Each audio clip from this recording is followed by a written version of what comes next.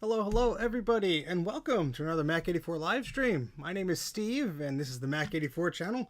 For those of you who may be new, I tinker around with a lot of electronics and computers and such like that, hence the channel name and the plethora of videos a lot of you have suffered through. But hello everybody, we have about 20 or 30 people in the chat. My display thing is very, very slow to update. But how's everyone doing here today? We have a long list of people to get through, my goodness. So let's do that. Retro Fox is here. Hello. LOL Broke stopped by just for a bit, and then they had to go. Adam is here. Tom Computing is here. Iggy Coop is here. Sean of Action Retro is here. Ryan, Mr. Macintosh is here. Rudy of Rudy's Retro Intel is here. Trina of Trina's Technobabble is here. Dana is here. Hello, Dana. Francois is here. Garth is here. My goodness, a lot of people. Jeff, Nick, Jay from the House of Moth. Solar Strike is here. Let's see. Bandu Gaming is here. Sam is here. Lempiki? Sorry. Bacon Admin's here. Nikki is here. Toby's here. Last Carbon's here. Oh, chat jumped. Sorry, lost some of you. Thank you very much for the super chat, Solar Strike. I almost said thank you for the Solar Strike. Eep. Whenever we do an eep here, whenever we get a super chat, we do an eep here. So that's the story behind that. A wild eep. Hey, Colin is here from This Does Not Compute. Cullis is here. Dross is here. Oh my goodness, the list keeps going on and on. Colin, dude, fan. All right, everybody. Hi, Thomas. Hi, anybody I missed. Hello. So, is this a new space? No. I simply moved the camera because there was too much crap over here. I actually like this view better. And since I'm always looking at the chat on this screen, I moved it to this screen, so this is a bit better. Chris is here. Electrical Outlet is here. All right, we have all the people. Excellent. Yes, please make sure you subscribe to the channel if you have not done so already, or press the little like button and all that fun stuff. Why is your name Mac84? That's an excellent question. I don't know the answer to that. That's the name I picked. Mac came out in 1984, and that seemed like a good fit. So we consider good side now. I don't know if that's possible, but okay, sure, we'll go with that. All right, so we have a few things to work on today. Before that, I just want to go over a few very nice things that people either sent to me or I paid shipping for or a small fee for. Frank sent over some lovely eMate Newton style styluses, which are very cool. Look at that, all the different colors. I only had one of them. I think it was either this one or the, whoops, I dropped one. Either this clear looking one or this green one. But now I think these are all of them. So yay, colors. I didn't really have a stylus. One didn't come with my eMate, so that was a bit frustrating. But nice to have them. So thank you very much, Frank. I know they had an abundance, and I reached out to them, and they were happy to send some along. So thank you. That's very, very cool. Let's see, just catching up with the chat, seeing if anybody else is... all right, cool. And then, let's see, what else do I have here? Oh, this I bought off eBay, with the purpose of archiving it. Yeah, they do have a funky design, look like, toothbrushes.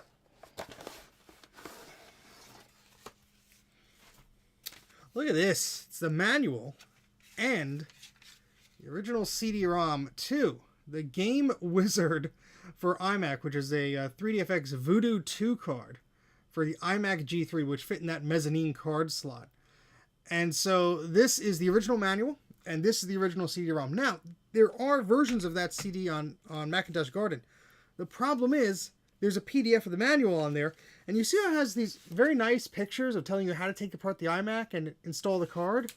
You see how useful that might be? Yeah, those pictures are corrupted on the PDF file. So someone put this up on eBay for $10. I made them an offer, I think, of 20 or 25 bucks. And I said, please, accept this offer. I'm going to archive this. I want to share this with others. And, this is something I'm passionate about. And they accepted the offer. So these will be scanned. They will be archived. They'll be put up on Macintosh Garden and archive.org. This appears to be the original CD. Now, what's cool about this is it's just a CDR. So this company was very small. They just printed out a few labels and made their own CD. But I think that is legit. I think that's the original disc that came with this thing. So there you go. No, the pictures were very important because there's a very small ribbon cable that you have to attach, and if you do it the wrong way, it just doesn't work. Hey, Bruce at Brankus Creations is here. Excellent. Joe is here. Sesh Penguin is here. Who else do we miss? Well, anybody we miss? Daniel, Garth. Oh, hey, Garth, thank you very much for the super chat. Yep, thank you very much. Yeah, so if I missed anybody, thank you very much for the super chats. And let's just make sure I have my settings correct on this. And we will dive into things. Oops, it's a little laggy here. 1 second. My machine sometimes is like, huh? And doesn't want to do a thing. There we go. Okay, so what we're going to do here today is look at some boards that LGR sent me. So Clint of LGR is a very kind person, excellent YouTube channel. My goodness, I've been watching their channel for ages now. Really, I mean, and of course, an inspiration to myself starting a channel, and I'm sure countless others. And I happened to meet them at the VCF Midwest event that happened last year in 2021. Yeah, that was last year. Time is weird. And they had a booth there with Canada Computer Clan and the APIC guy and all this stuff. And he had a bunch of cool PCs on display. And we talked for a few minutes about one of the Macs he had. I think it was a Mac SE. And I just was talking about recapping in general. And if memory serves, they were making like an announcement for the start of like a session or something, or for lunch or whatever. And like as soon as I started talking to Clint, because I was just waiting around, a lot of people were talking to him. I didn't want to overwhelm him because, my goodness, how many people would be bugging him? But yeah, I talked about recapping Macs and everything, and the announcement was blaring me out. But anyway, we had a nice chat, and he got a Mystic Color Classic not too long ago. And, well, it needed a recap. Still works, but needs a recap. And I'll talk to you a bit about why this stuff needs a recap. Some of the people who are coming here may not have subscribed to the channel, may don't know about recapping and all that stuff. So I'm going to explain that very briefly, just a little bit. Does the eyesight behind me work? The one in the box? That's I think just a box, but I do have one right here, oddly enough. I think this works. So, hey Patrick, how's it going? I didn't see you there, but anyway, as people join in, say hello if I didn't say hello to you. And yeah, so we talked on Twitter, and he asked me to recap his boards, and that's what we're going to do here today. But I want to talk a bit about recapping. I'm going to bring up an example here. Here's one. Here is my Macintosh 2CX. And let's see if I have any disgusting capacitors that I held on to just because I'm a weird person. And I do things like that. And of course I do. Because I'm a weird person. And I do things like that. Just perfect for an example like this. So, nothing's necessarily wrong, but I will explain what can go wrong. And that's a very important thing to keep in mind. Because you buy something that works, you put it on a shelf, you put it in your garage, and you think, nah, that'll be fine. Well, not really. So, yeah. Let's see if I have any caps that I was gonna throw out. Oh, here's a perfect example. Ugh, that one's disgusting. Yeah. The gnarlier, the better. So I'm going to switch to the microscope view here so you get a better look at what I'm talking about. And let's switch over to that. Let me just adjust the zoom here so we're not going too crazy with making everyone sick as I move around too much. Okay, so let's talk a little bit about something, then I'll switch to the microscope view. But, hey, Clint, how's it going? Education time, yes. Very glad you can make it, even if it's just for a few minutes. So I just want to talk a little bit about capacitors and why it's very important to recap a board. So here's a Macintosh 2CX. Yep, no worries. I'm sure you got other things to do, but thank you very much for stopping by. So this is a Macintosh 2CX board. This is the first computer that my family had. And I have since recapped it. It still needs some work. But one of the things that happens is there are the components on the board called capacitors. And basically they help flow and regulate electricity. Very simple definition of that. There's a great video by Canada Computer Clan where he goes into the details of why old computers die and all that stuff. If you do a search for that, you'll find it. Myself and Bruce of Brankus Creations helped with that a little bit. Anyway, these capacitors have a fluid in it that's corrosive, that electrolytic formula. And that's how it works. However, what happens is these things, either they dry up, so they lose the ability to do what they were designed to do. And then, of course, what also happens is the little bottom layer, or sometimes depending on the makeup of the capacitor, I'm just generalizing here, part of that capacitor can fail. and it could leak. And the problem is that stuff inside of that capacitor is corrosive, and it's going to spread on the board. And of course, if something corrosive like battery acid or capacitor goo is going into your board, you could have some bad things happen. And let me show you an example of this. Now, I already put a new capacitor on here, but you could still see the damage that the old one caused. So let me look at the microscope view here and just transition over to that. So you can see here, we have this lovely checkered pattern with the green, and that makes up a ground plane here. And so, yeah, it's not exactly happy, because what had happened is an old capacitor like this, not too dissimilar to this, decided to leak. And you could sort of see, you know, the crud and the gunk on the side. It's usually like a brown or a dark colored liquid. And essentially what happens is it leaks and could cause a lot of damage. Now, this is the result of that. This fluid here, or whatever remainder of this, is the result of a capacitor leaking. Now, thankfully, we're in a situation here where all of these traces here are just the same. These are all ground planes. We don't really have to worry about losing anything here, or something jumping or short-circuiting or anything like that. This happened in such a way where I was very lucky. The capacitor that leaked here didn't cause too much damage. However, in some situations, let me move over here, you can have a much worse case on your hands. So this is the other side of the same logic board. Again, this has been recapped. This is my personal board, so it's not all cleaned up yet because it's still in the process of being fixed. It doesn't show video. But recapped this area and made some very small trace repairs here. But what had happened is these capacitors, again, they used to be these silver can electrolytic type caps here. The yellow ones on the board are tantalum. It's a different formula. But anyway, those previous capacitors had leaked, and they had caused so much damage that these little lines here that are called traces just basically became corroded and no longer made the connection from point A to point B. You can see there's a lot of these different lines all over the board. They connect chips, they connect capacitors, resistors, crystals, circuits, all sorts of things that are very important. Whoops, going the wrong direction.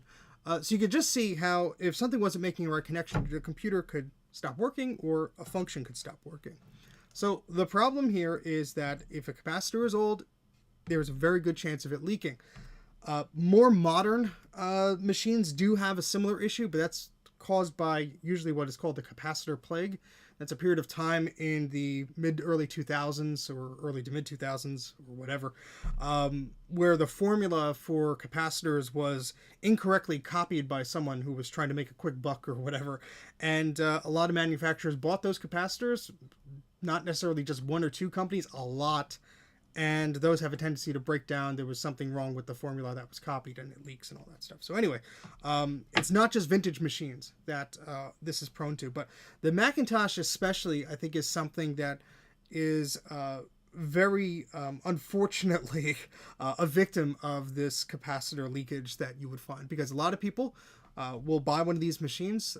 They'll store it in their closet when they're done with it, and they typically hang on to them. I don't know what it is about the Mac. I mean, I know because I'm a freaking fanatic about them. But the Macintosh is something that people usually kept on to longer. Maybe because they were more expensive. Maybe because people, thought, oh, I'll give this to my kid or whatever.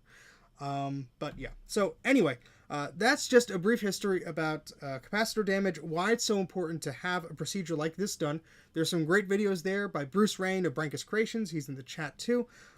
Who does a lot of live streams and recapping tutorials and soldering tutorials. So if you're brand new to soldering or recapping, you probably want to subscribe to their channel and take a look. The thing is to remove any leakage or corrosiveness on the board and to repair all those traces. That's really what you want to be focused on after you get the caps off, because it's not just, oh, I'm going to remove the caps, put new ones on. No, you got to clean it, because if you don't clean it, all this stuff could just, be a mess and just stay on there forever.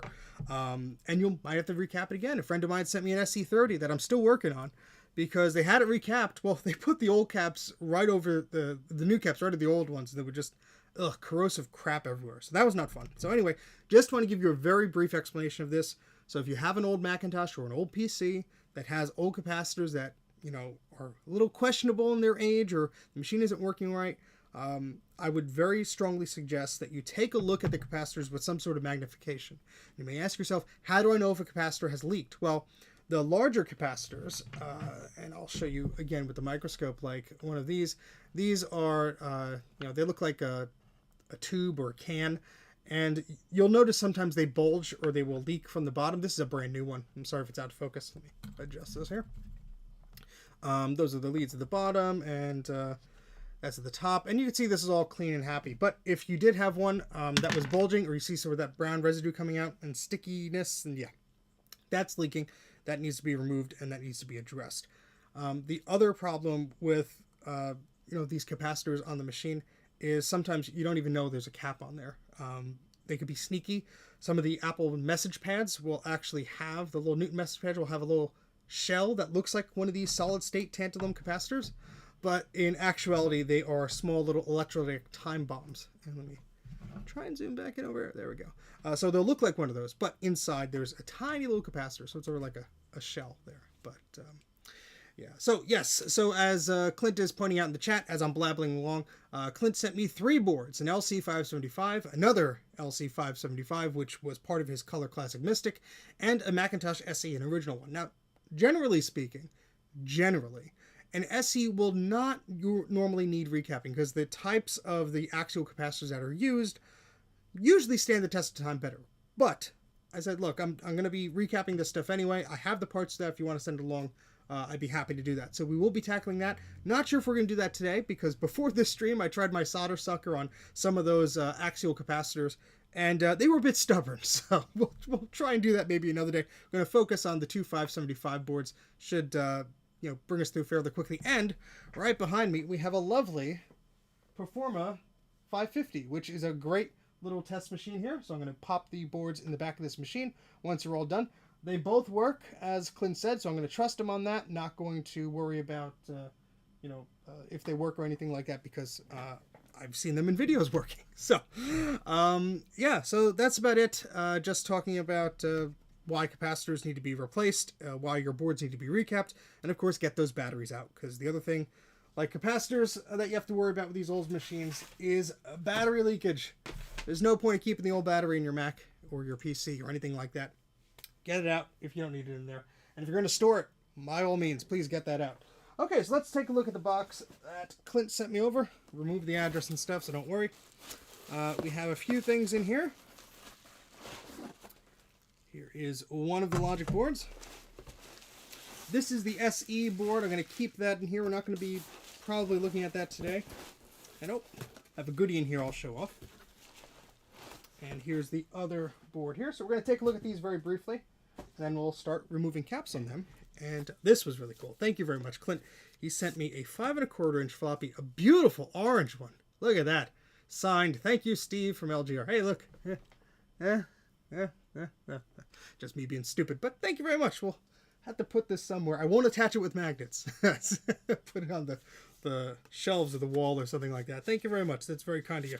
I always like the color of these, like, obnoxiously orange floppy disks. Like, if I could get, like, a bright lime green one, like, with this, oh, that's perfect. Special citrus floppy. Yeah, that's for the special programs there. So if you have an orange PC card, I guess, that has drivers on a 5 1/4 inch floppy, but I don't know if that's possible. All right, so enough yammering about that. So here is one of the 575 boards. Don't really know if there's a difference between the two. I looked at the resistor placement on the back, which usually clues you into if any modifications have been done for some of these boards to work in other machines. But I think that's really on the Color Classic more likely. But anyway, here's a 575 board. It has VRAM and video memory installed. Actually, it looks pretty darn clean. But I'm going to tell you something very important about these boards. So we're going to take a look under the microscope really quick. And I was talking about why it was so important to recap things and this and that. Well, here's something that you probably didn't think of. So I'm going to click the button over here. We're going to go to the microscope view. And yeah, I'm not gonna make the same mistake that Joe did, Garth. And so here are 2 capacitors. And on the other side of this lovely chip are another 2 capacitors. So you may be asking yourself, well, what's the problem here, Stephen? Well, this is a sound chip. And unlike most PCs, a lot of Macs have a sound chip built right into the logic board, and it's very much integral to the process of the machine starting up and working properly. And so what can happen on some machines, and this one, it'll just probably lose the sound if this happens, and it's happened to a few of them. If these capacitors leak, which there's a little forest of them here, we have 2 on each side. If these capacitors leak, they will likely damage those little pins and those traces under the sound chip, which means you have to get a hot air gun and you have to very carefully remove that chip to see if there's anything bridged or anything corroded or damaged or anything like that.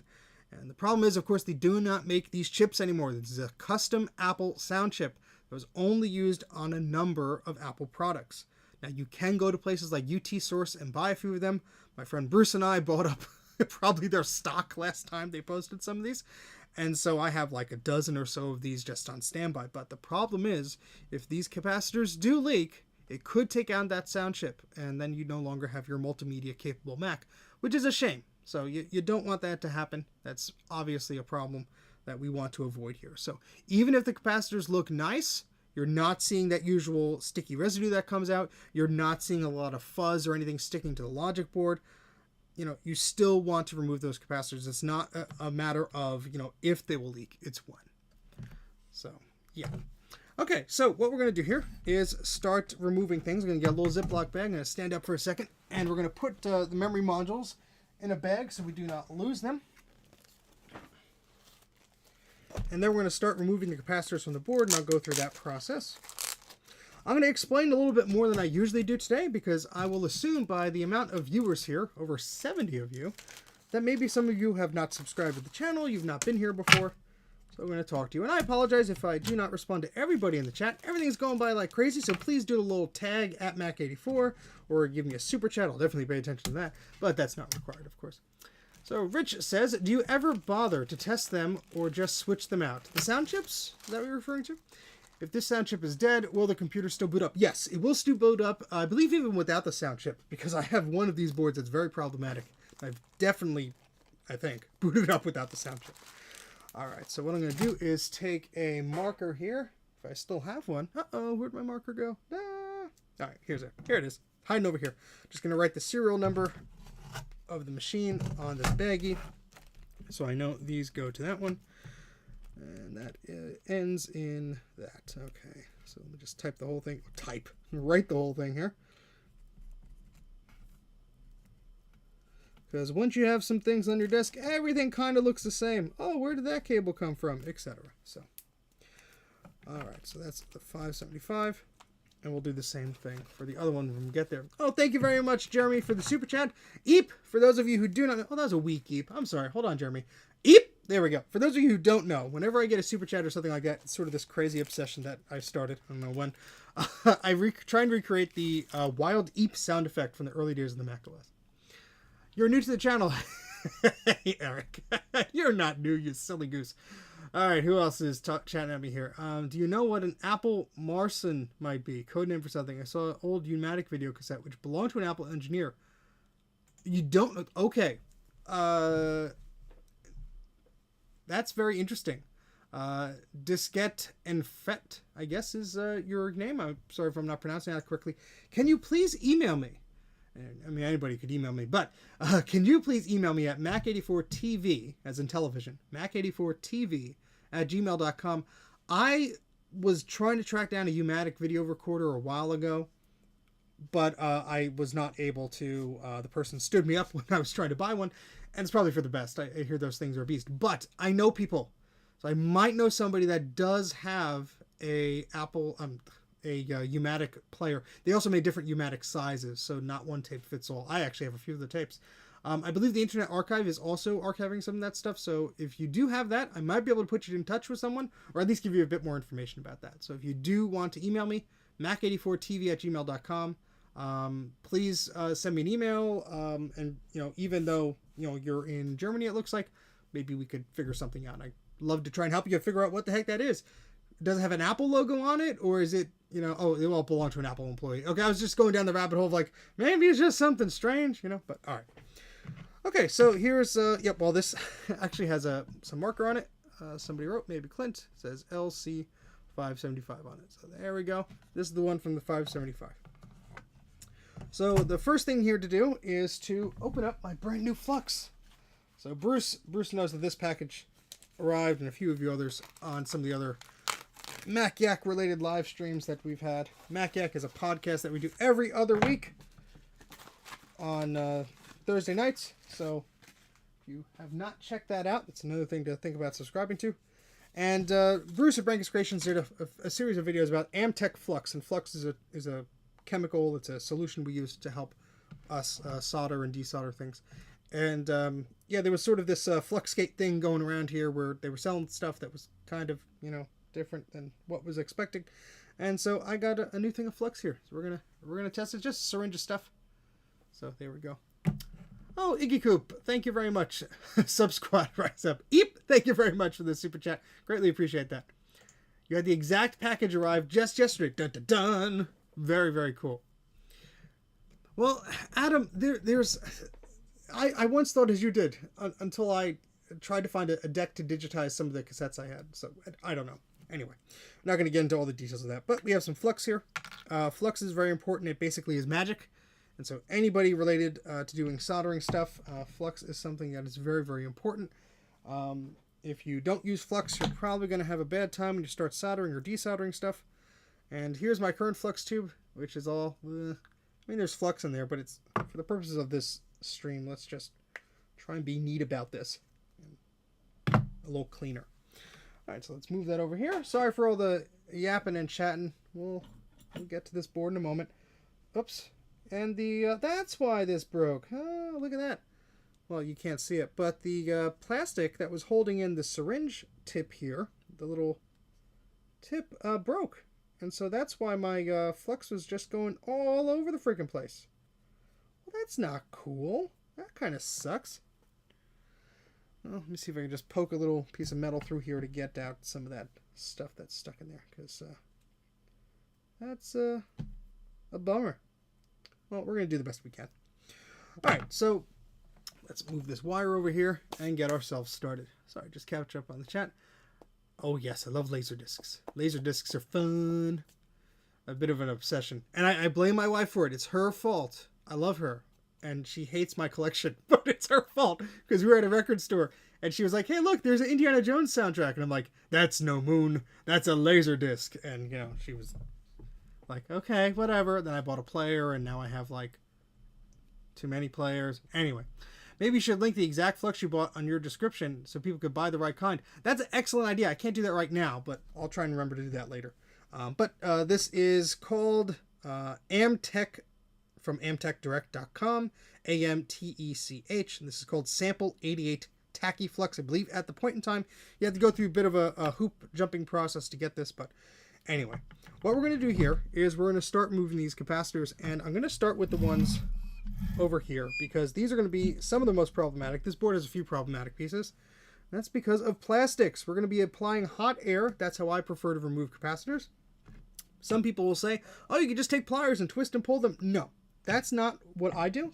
That's not what I prefer. I'll explain a little bit why. You could do whatever you want with your boards. I'm not telling you you're wrong, so don't worry about that. But I don't. These boards can be very brittle. They're 25, 35 years old in some cases. You do not want to worry about twisting things off because the one time it will go wrong for you, you'll have a trace that just rips off or a pad that just rips off. I don't have hot tweezers. I have a hot air station, which is this little soldering tool gun thingamajig, and you'll see me use that in a moment. And it has a nozzle, sprays very hot, well, pushes out very hot air, not sprays, I guess. But yeah. Hey, Elemento, how's it going? The first of many repairs for LGR. He could be the wizard to his own Hoovy? What does that mean? I'm out of the loop here. Anyway, Elemento, thank you very much for stopping by, and thank you for the comment there. All right, let me adjust the eyepieces so I can actually see what I'm doing. And just apologizing because sometimes this is a little bit out of focus for you guys, but it's sharp for me. Okay, so yes, flush cutters are very important. And so let me just give you an understanding of what's going on here. I have an above camera here. We're fancy, I know. Look at this. So here's the microscope. That's what we're going to be looking at. There's a delay in the lag because of camcorder, whatever. And then this is the board we're going to be looking at. So we do have a microscope here. We're going to be looking through this, and there's a camera on top, so you'll be able to see what I see pretty much. Now, the camera does have a much narrower view than I do, so sometimes I may be doing something that might be off camera, but anyway, let's get started. So if we zoom in with microscope here, we're going to just take a look at some of these caps, and again, just give you a little bit of understanding of what's going on here. So some of these caps are vital to the audio circuitry, and what's interesting, because I learned about this from a bad one, this trace here that goes from this pin 3 down here to this cap goes on the other side and does some other stuff, but under this capacitor, this trace here actually comes this way and connects. So if this capacitor fails or leaks, it could damage that trace, and one of those traces is responsible for carrying an audio signal. So very important to worry about if one of these things goes kablamo. Hey Kai, how's it going? Thank you very much for stopping by. All right, so we're gonna zoom out a little bit here so you get this going, and enough yakety yakalack. Let's get these caps over here. Narrow this down. There we go. And gonna put some flux on the board first. I always like to put some flux down. Some people say I use too much flux, and look, there it is. It's just pouring out of the tip there because it's doesn't want to cooperate. And what are you? Of course, it doesn't want to cooperate. I'm just going to use my scalpel here because it's going to be silly, and this isn't going to be as clean as I want it to be. But it's just flux. This is no clean flux. You do not have to worry about really cleaning up your work or anything like that. It's not going to harm the board. Amtech is the type of flux I prefer to use. I think it's a very high quality flux. It's not the only flux in town. You can use whatever you'd like. It's just what I've been using. A little expensive, but I think it is well worth it. So I'm going to put a little bit of flux. That's probably too much. But since my syringe is not cooperating today, we're going to just get what we get. And so what the flux does is it will help bring the solder to a, well, basically, it's magic. That's just how it works. But essentially, when you're dealing with hot air and you're dealing with solder, the flux will help, try and unstiffen that solder, make it break away easier. I don't know. Words hard. No, don't worry, Kai. You will catch this up while you're at the gym. Okay, so oh my goodness, we have 84 viewers. I have to take a screenshot because it's Mac84, and yeah, that's up now. It's 86. See what you guys did. All right, 2 of you have to go. No, please. Don't. I'm joking. All right, so let's get started here. Enough yammering around. So I'm going to take my hot air station here, and I'm going to also take some Kapton tape here. Let me grab that over here. And the purpose behind this is we do not want to melt any of the plastic. Just outside of the camera angle here, there is a NUBUS slot. Not a NUBUS. Looks like one. It's a PDS slot. Processor direct slot. And we do not want to melt that. So I have this Kapton tape here. This is heat resistive tape. We're going to use that and a heat shield to ensure that we do not melt anything. This is if this was a personal board of mine, I wouldn't mind this too much, but this is not mine. This is a customer's board. I want to be very careful with this. So I'll take some of this tape. If I could unpeel it from itself. My goodness, a calamity of errors tonight. Hey, Justin, how's it going? No worries, Solar Strike. Take care. And you could catch up on the stream later. And that's what I tell everybody. Well, not everybody, but I'm telling them now. If you can't hang out for the whole stream, well, that's all right. We'll catch you later. I leave these streams up on YouTube. And you'd be surprised how many people watch them afterwards. My goodness. Analytics are fun. All right, so I'm probably using way too much tape than I have to here, but it's a big piece of plastic. And the other piece of tape kind of got all crumpled. So I'm just going to... There we go. And I have this old snap-away razor. It's kind of crummy looking. Let's see if I can get some of that gunk off of there, because it's really crummy looking. But all the little fibers from a cotton swab and everything show up on it. And we're in a microscope, so everything looks terrible. But just going to put that there just to act as another layer of protection here. You don't really have to worry about the chips with the heat, but we're just going to be a little careful here. All right, so it's time to turn on the SMD workstation or heat gun I have. Forget the name brand of this. Atten. Yeah, ATTEN is the one I use. Model is ST862D. There we go. You've caused a temporal distortion. All right. So let's go back to the future and remove these caps. I'm going to use this heat gun. It may produce some noise. So if you're sensitive to that, you're wearing headphones. Shouldn't be too bad, but just heads up on that. I'll move this over here. And usually set this around, I think it's at 350 degrees Celsius. Let's see what it warms up to. Nope, 380. So that's what I usually have it set it to. Well, at least right now. Pump up the temperature just a little bit to 390. And what happens here is we're going to just try and heat up both sides of the cap until it's able to come off. Sometimes it pops. Let's hope it doesn't. Entertaining for you, but scares the crap out of me. So we are melting the solder on each side. This is the first time I'm smelling this flux, and it smells different. It does smell like cotton candy. That is weird.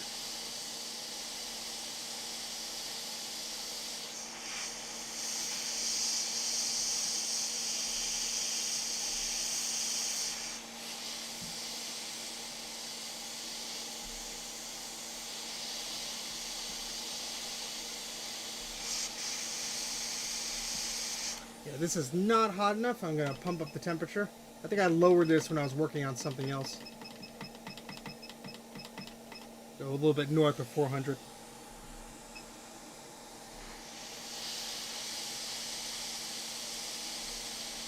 And you will see the plastic around the capacitor start to puff up a little bit. I'm just poking the sides of the tweezer to see if the solder is melting. I'm holding the cap with the tweezer to make sure it doesn't blow up in my face.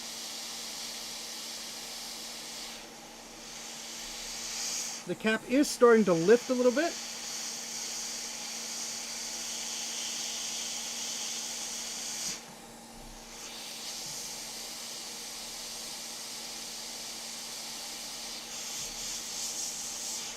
And there we go, the cap is removed. I'm going to put that in the trash. And we're going to work on the other one, then we'll come back to inspect the pads of the capacitor. So I just do this very slowly. I do not want to tempt fate here.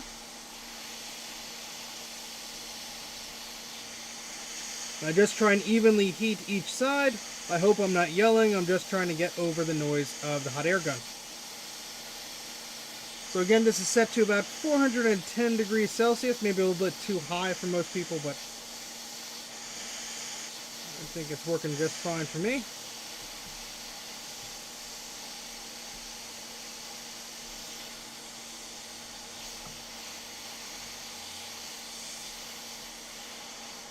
There we go. And that capacitor has been removed, and it goes in the trash. Alright, so let's just take a little look here and I'll explain. So as I was saying before, there's that trace that goes under this capacitor, and that was vital to the audio. So there you go. Just use a drill press to remove the caps. What? Yeah. Get that out of the way. We'll move off this Captain tape, and you can see that plastic is unharmed. Unharmed! I said harmless, not armless. Alright, where did I put my little Q-tips? There they are. Well, thank you very much, Adam. So I'm going to just take some isopropyl alcohol. There is some flux residue and potential cap leakage or residue. You never know. Even those did look pretty darn clean. And we're just sort of cleaning up the mess. You can see the end of the cotton swab here is getting quite brown. Some of that is from the flux. But I also noted there was some brown of these pins here, so there might have been some slight leakage there. Nothing that would have caused the machine not to work, but you never know. Alright, so that's all clean. What I'm going to do is I'm going to actually go through, I'm going to remove all the capacitors, then we'll clean off the pads and put some caps on. But I just want to explain what we're doing here as we go along. No, we did not twist anything. My goodness. Dana, it's horrible accusations. Yeah, no, twisting and pulling off these caps, especially on old boards, you're going to have a bad time. Now, this one's going to be especially fun. Now, this is a good example of why it's so tempting. You know, you just want to rip these off because of the plastic here. But is this the board with the full LC of the full 68040? This has, yes, the full 68040. Let's check the other one. That one has also, yeah, a full 040. And I'll tell you how to tell the difference between that, Clint. Yeah, I recall seeing them being better condition board. The other parts in Navarre had the original cut down chip. Well, let's take a look. So if we take a look here, microscope might be overkill for this, but This is what we got the camera on now. We see the processor name here. Now, if it was an LC on the processor, it should say 68LC040. So on this particular board, it does not say that. And on this one, it does not say... Oh, yeah, this is the LC one. Yeah, that was hard to see from a little bit away. Yeah, this one has the LC one. So this does not have the math coprocessor in there. So you can see the model number on the processor says 68LC040. So it's not the full 040, whereas this one does. Now, these are socketed, so thankfully if you grab a chip off of eBay, I think they go for around $30 to $40, depending on where you get them from. You could upgrade that to one with an FPU, but at least you have one of them with an FPU, so that's pretty cool. Okay, so I'm going to do these next. I hate doing these, but it's got to be done. Okay, so this is probably why some people are so eager to just try and twisting and pulling capacitors off, because they don't want to deal with heat next to plastics. But honestly, if you're careful, it's going to be fine. And to be brutally honest, if you melt something slightly, it's going to be inside of the computer. No one's going to ever notice. But, of course, we don't want that to happen. We want to take care of these vintage computers. We have odd attachments to them. I want to make them all pretty, don't we? So these are both Macintosh LC575 logic boards.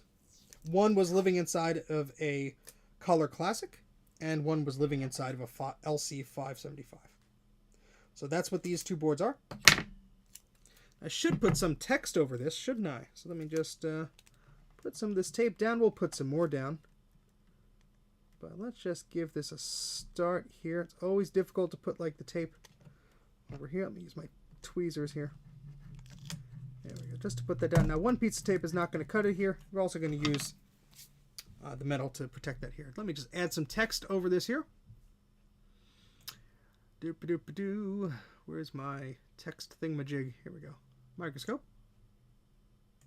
And of course, I should have said this before, but if you have not subscribed to Clint's channel, what the heck are you doing here? I mean, I'm sure 99.999% of you are subscribed to Clint of LGR, Lazy Game Reviews on YouTube. So go check that out if you have not done so already. Where the heck is my little... There's the text here. So I'm going to retype this. This is working on LC575. Also known as the Performa 575, etc. But hopefully you'll all know what that means. Excellent. You upgraded for Doom at Duke Nukem. Oh, yeah, this, my goodness.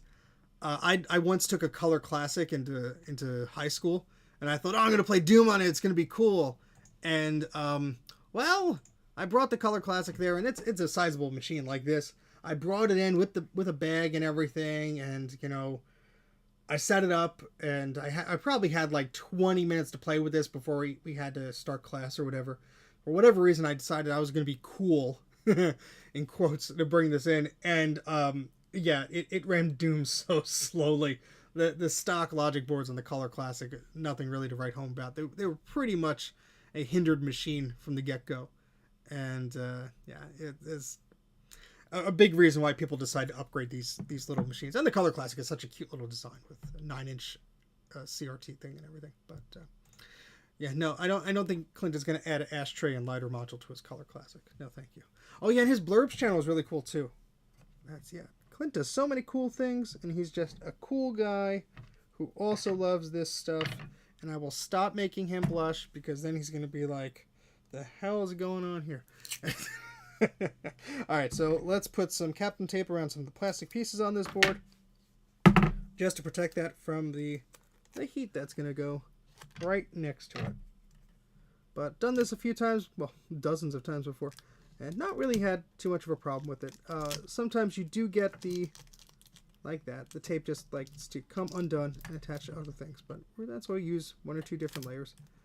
And Bruce at Brangus Creations actually tested a few different pieces of tape. I think one was aluminum tape, or something like that. Or I'm sorry, Bruce, aluminium. He likes to pronounce it. Yeah, but I think just a combination of some tape and some of these metal shields, it'll just really put you in a better spot. Hey, Mike, you woke up. Hey, Mike, how's it going? Oh yeah, I don't envy Clint and the LGR thrifts thing, because my goodness, I love thrifting, and I try and snap some photos and video footage and stuff like that. You never take enough footage of what you're trying to show, and then it's like people are looking at you weird. It's like, you know, just taking a photo in a store. Like, nothing to worry about. Don't call security. It's actually a thrift store I visited recently. They have a big sign at the door when you enter. And it says, no photo taking or video taking on premises. Of course I did, because taking a picture, I'm not, breaking a law. But yeah, that was a bit silly. Anyway. All right, so we're going to put some flux on the bases of these caps just to sort of convince them to come off. I find it always helps. And since this is an area that we do not want to apply too much heat to for a long period of time, I think it's a good idea to do so. So just using my scalpel to do this because the little dispenser in the flux is broken. The plastic cracked. So, ugh. And you can never have too much flux. It's all going to wash off. It's no clean flux, so you can clean off the board. You don't really have to worry if some of that's left on. It's not going to cause any damage or short circuit anything or anything like that. And that one's going to be fun to get right onto there, but we'll deal with that when we can. You are a rebel. Sorry. That thrift store is going to be watching this, and they're going to yell at me. I know it. Ah, the heat gun's still hot. Hot. Yes, the chat is moving quickly. Oh, 100 viewers. My goodness. Hi. Don't forget to subscribe, please. I'm not a weirdo, I promise. I've been tested for that. All right, cool. So let's get the show on the road. So we're going to start using the heat gun around this area where these 3 caps are. Going to get more of this Captain tape here. Like and subscribe, folks. Just to make sure that we have additional coverage here. Sorry for the slamming of things on the table. A lot of people don't know, but I can't hear what I sound like. So if I'm making loud noises, sorry. I'll find out later. We like weird. I do too. Excellent. Alright, so this is going to be fun. Hopefully none of these pop and spray capacitor goo at me. Hot capacitor goo. That's never fun.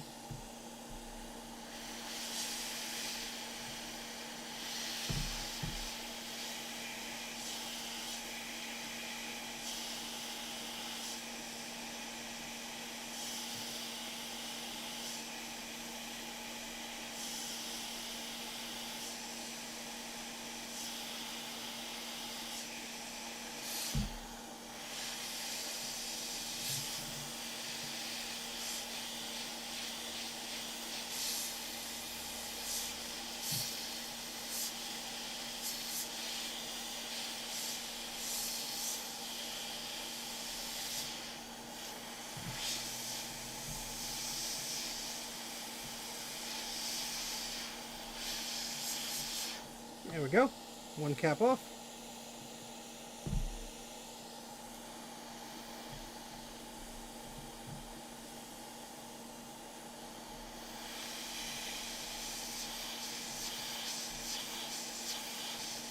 You want to move the gun quickly. You don't want to stay on the spot for too long, because that does risk melting things in the area.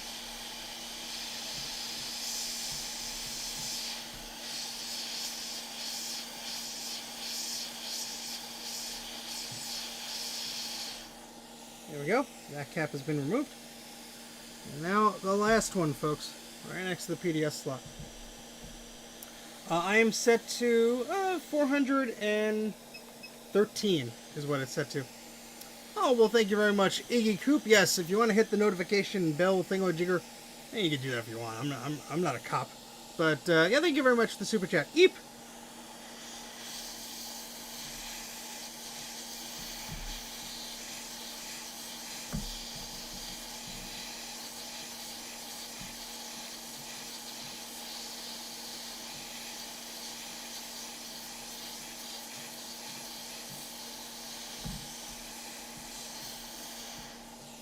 So this is fun because the tape here is actually covering a bit of the solder pad.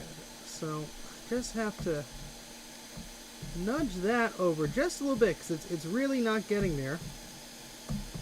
And then we're going to put our heat shield piece of metal thingy right back on there. We can't touch it with our hands because hot things are hot.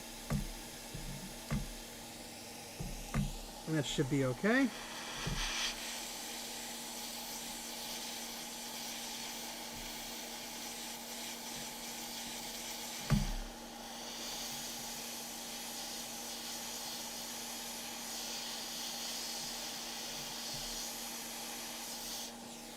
There we go.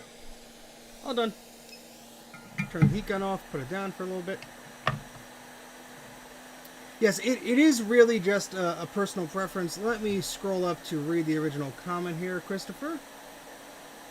Yeah, so soldering, well, let's let this cool down for a bit. It makes a lot of noise. I don't want to have to scream over anybody, especially my soldering thingamajig. Electric surgery being done on a friend. I swear, he'll be alive at the end of this. Oh God, his spleen. But look at that. Even under a microscope, the plastic is in beautiful condition. Alright, so we have some caps to put on here. And that's what we're going to do.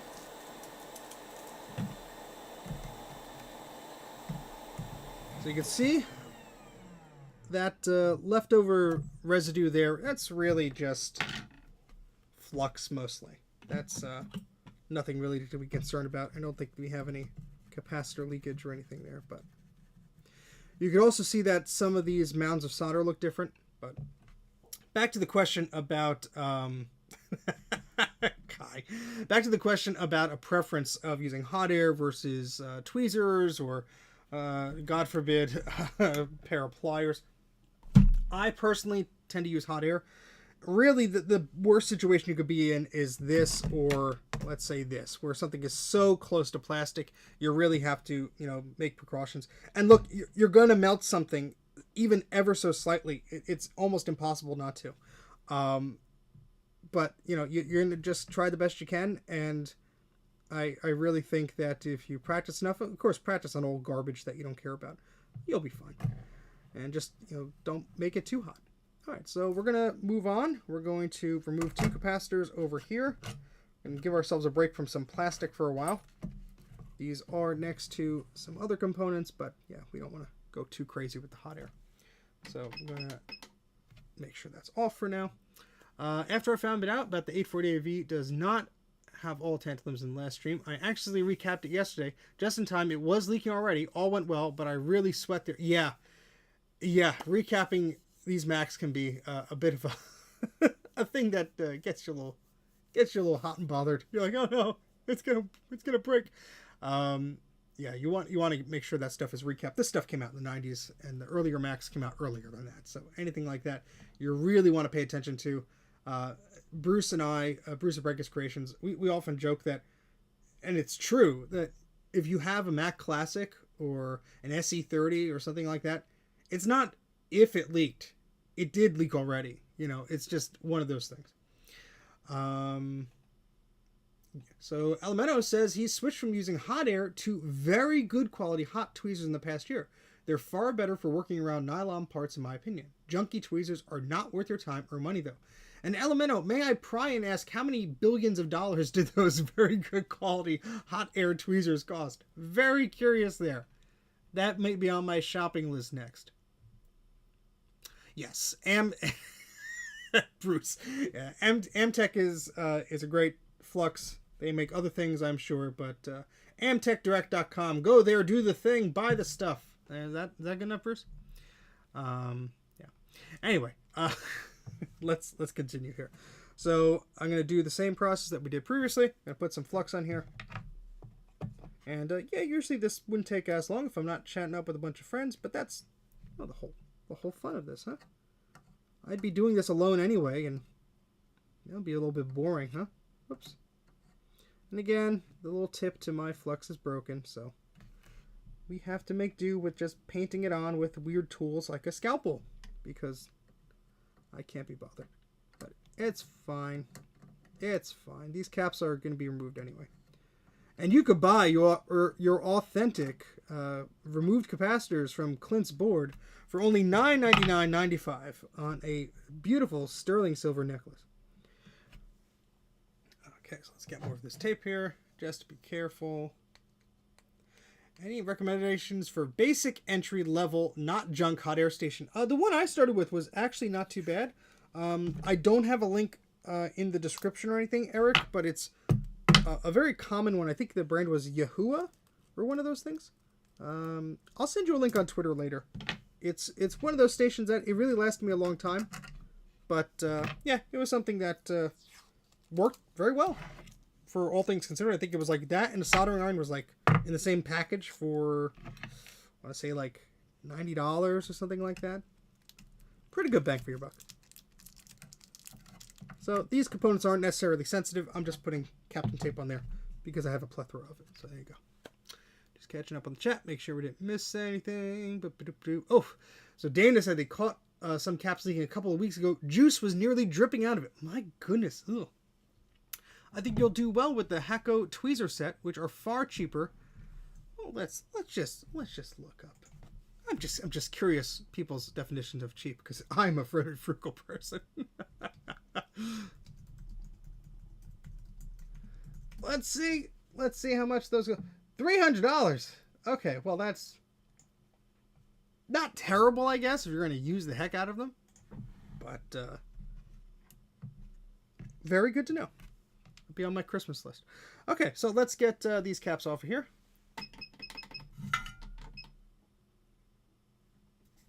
And get on with the show.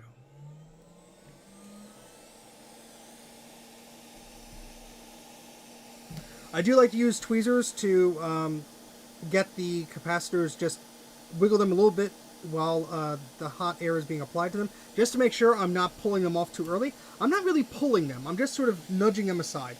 Because, yeah, the hot air might blow them a little bit off the board, but you really just want to grab them so they're not sitting there forever. And this is going to be a fun angle, so let me just tilt this here. Because you really don't want to stay in one spot. You want to move the iron back and forth.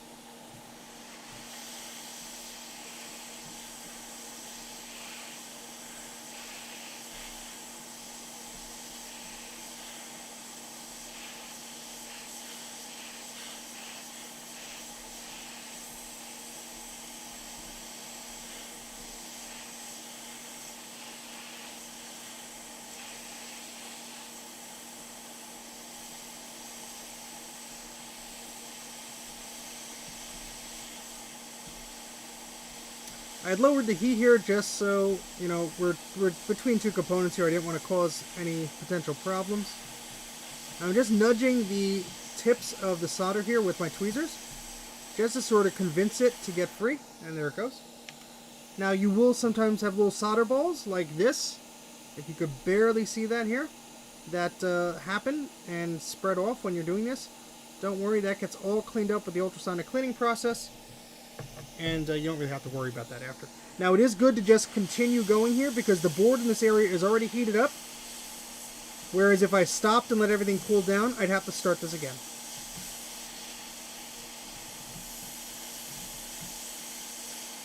You can see it took much less time for that capacitor to come off. Now, I already see a little solder ball, see, right over here. Now that made its way over here to the right where this chip was. So yeah, we have a microscope and it's great to look at these things, but just goes to show you, if you're doing these repairs on your own, you really need magnification because a little thing like this could just bridge some pins, and that will be a nasty thing to happen. And that just happens with old solder. It tends to ball up. You could have these issues like that and so on and so forth. Okay, so that's 1, 2, 3, 4, 5, 6, 7 caps off the board. We have 5 more to go. So I'm just going to apply some flux here. Yeah, this smells like cotton candy, which I must say, nothing really against the smell, but it's surprising. Not what I expected compared to the last one. The last flux just had sort of like a chemical-y smell. I mean, it was fairly pleasant. Not that you're really supposed to be smelling this stuff. I have this little fan that's right here that's blowing some of the fumes away from me so I don't inhale all of it.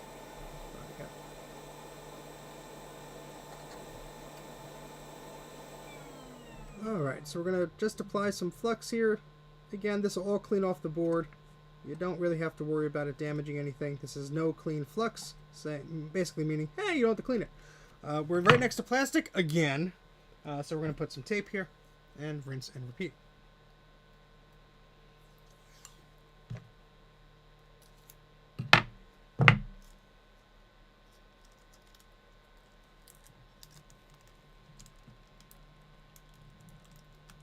And And since this is sticky, every little piece of hair in the air or fiber is going to show up, especially because we're on a freaking microscope view. But there we go. I'm going to put this little metal thingamajig here just to protect that even further. Now, Bruce has little springs that he's very smart to use. And what's nice about that is you just pop the little metal thingamajig in the thingamajig, and it pops up, and it doesn't bend over like that. I'll just use some tape, because I don't have anything fancy like that. I have used PCI card slot covers in the past, but that is not something I have right in front of me today. And that's a stupid way to do it, because there's a hole right there. Let's flip this around. Here we go. That'll work fine. We're not going to be hitting this area too hard. Alright, here we go.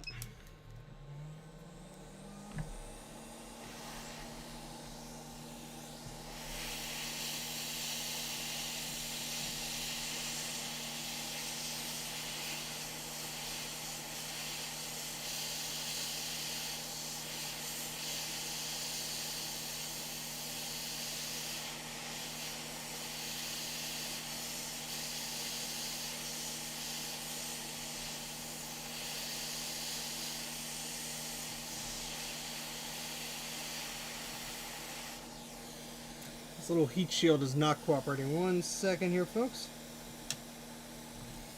Really should get one of those springs.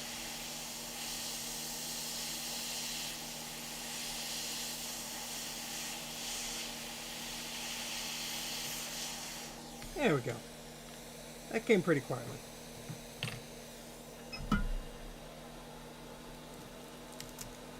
And the flowers are still standing.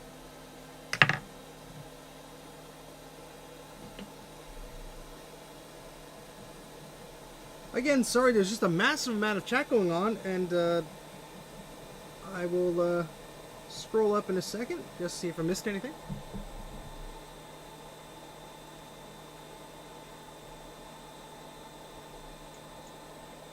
Sorry, that noise is the heat gun powering down. And yes, there are a lot of Macs behind me. That's a lot of computers. You have to mow lawns, Bruce. My goodness. I will only say good things about you when you're gone. Don't worry, Bruce. But thank you very much for stopping by. And yes, Dana has a great suggestion. Could you please just click the little like button? That tells YouTube that I'm not a terrible person. I mean, YouTube doesn't know that, but shh. Just push the like button and the things happen. Alright, so that capacitor came off pretty cleanly. And we're going to move on to the other two, which are right here. Now this chip here, sometimes known as a CUDA chip, whoops, microscope view, sometimes known as a CUDA chip, sometimes known as a egret chip, this one labeled U11 here. And yeah, this is a bit of a very, very important chip here. I think it's just one of those things that, you know, Apple didn't intentionally want to put it next to two capacitors that would leak in 20, 30 years. But this chip is pretty vital to the startup process and the functioning of the computer. And what happens here is we have two capacitors right next to it. And these could just leak and just kill that chip. And then you have a computer that doesn't work. And then you need to find a chip that is not made anymore. And probably from another person who has a damaged machine. So, yeah. Fun times. Alright, so let me actually take a look here real quick, because I think I did have some PCI covers just floating around here. If I didn't, we'll continue without them, but I'm just, actually I bought some at, where did I buy them? Yeah, the CUDA egret chip, based on the 68HC05 microcontroller. And Kai has an encyclopedia knowledge of this stuff. He is just a man of a legend with this stuff, just all in his brain. And I actually did a little podcast with him. I called it Open Talk, and it's on this channel. If you want to look at the details behind some of these chips that he's talking about, and some of the cool projects that he's been involved with, like recreating the logic board, the actual silicon PCB of a Macintosh Classic and a Macintosh SE, check out that video that we did on Open Talk. I believe it's episode number 9. check that out. That was pretty fun to do, and Kai is always a pleasure to talk to. So there you go. I'm just buying time as I'm looking for the thing. And this happens every once in a while here at Mac84. I don't know where a thing is. I go look for the thing. I find the thing. And then everyone's happy. I'm going to stand up. You're going to hear my knees go. Oh, no, they didn't. And up here they are. Look at me. I actually put them on the shelf in a nice spot. Here they are. I actually found what I was looking for. Yes, we actually did 2 episodes together. Number 5 and number 9. No, don't worry, Kai. Because you know what will happen, Kai? You'll just find more goodies to put in the box. And that's just fine with me. Okay, cool. So we have some of these little... This might be overkill for this area, but what I was talking about, this little metal shield that we were using before, sometimes I'll use a PCI card cover, because as you can see, it just sort of has this angle so it stands up by itself. Not perfect, but, you know, in some situations, it actually fits pretty well. So I'm going to use it here, and I'm going to use, this one is bent to oblivion, because that's what I did to the poor thing. I'm going to use this one here, because yes, there's going to be a lot of hot air, and we're going to try and be controlled with it, but you just want to be careful. So I'm going to put those there in a second. I'm going to put some tape on there just to be safe. Oh boy, that sounds like fun. Are they hiring? Well, yeah, no, I can't do what your coworker probably does. Then you'll just be yelling at me. That's... Never mind. Never mind.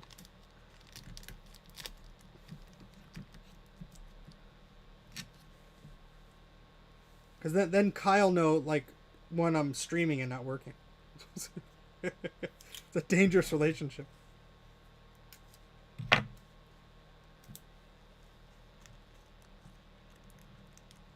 It was very weird. I had an old coworker find me on YouTube, and they reached out to me, you know, on via email or whatever, or maybe it was even, we were just talking verbally at the office. Like, oh yeah, I saw some of your videos, and I was like, I froze cold. I'm like, oh, you did, huh? I'm like, oh god, did they see like a live stream where I'm like loopy or what? They were just like, oh, it's cool. I'm like, okay, thanks. They were like, you were up really late. Yeah, about that. Don't tell anybody. Alright, so we're just going to put some flux in there. Okay, Kai, thank you. Yes, I did take a look at some of those. Just put a wee bit of flux there. That's probably plenty to share. Oh, come on. It's always fun to get tools between things and be within the view of the microscope.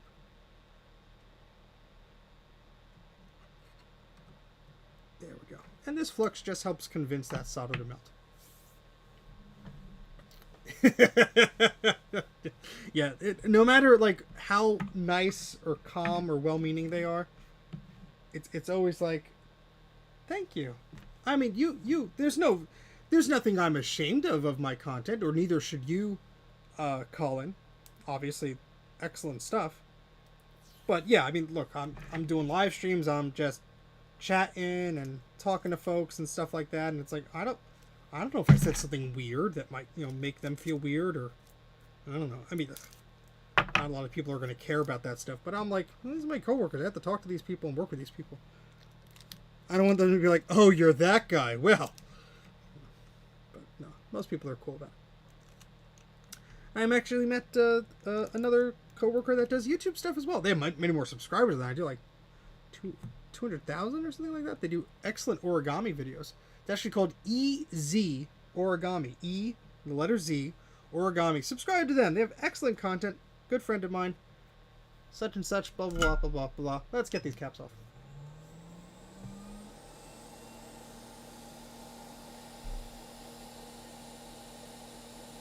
Isn't that always how it works, Kai?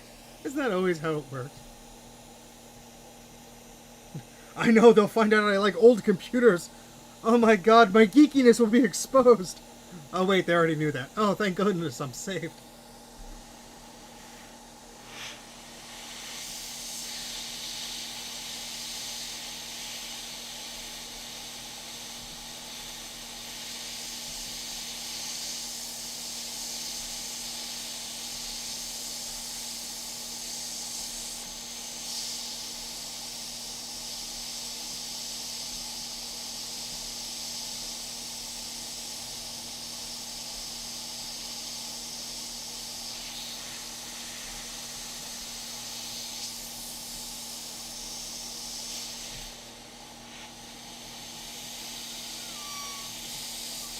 And sometimes the solder just doesn't want to melt.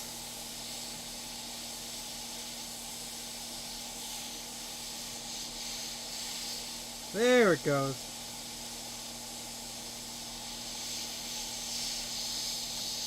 I'm going to push this board out from the microscope view because I have to be able to see something and position this a better way. So apologies for 1 second. And out it comes. There we go.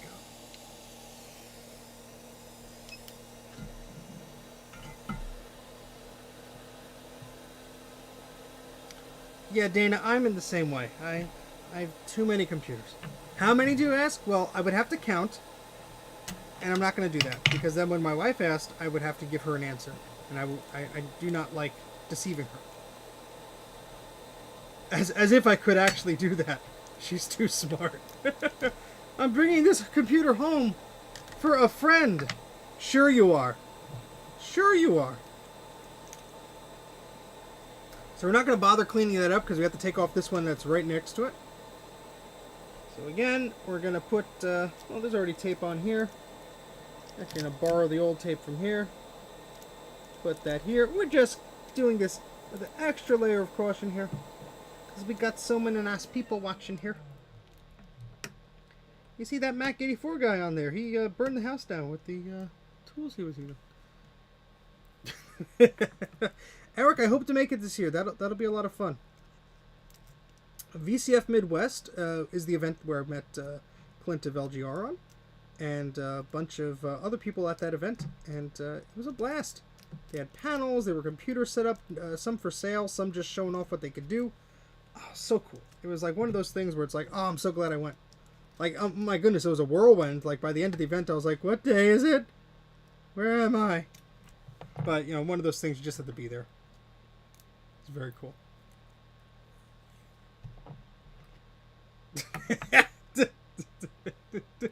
She will kill me until I die from it.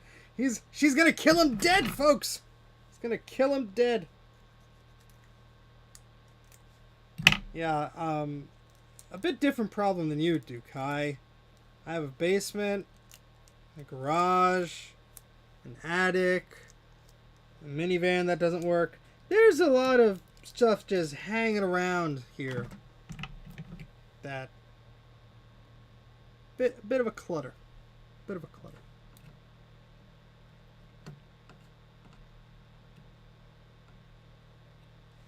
Alright, let's get this capacitor off the board.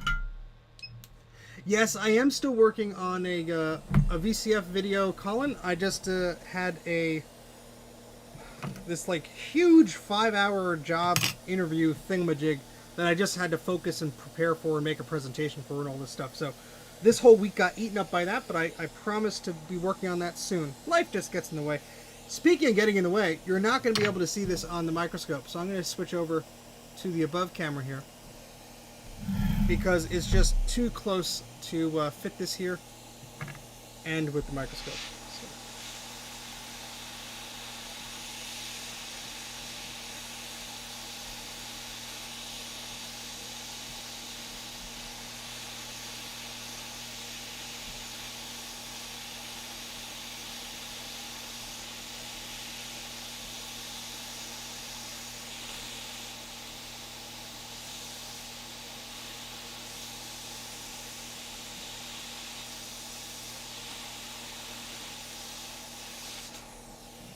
There you go.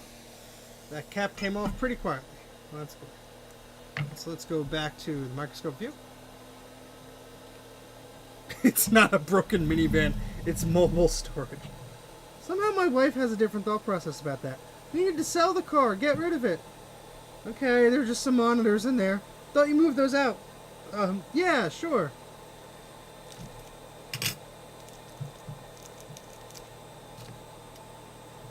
There we go. So let's just clean this up a little bit.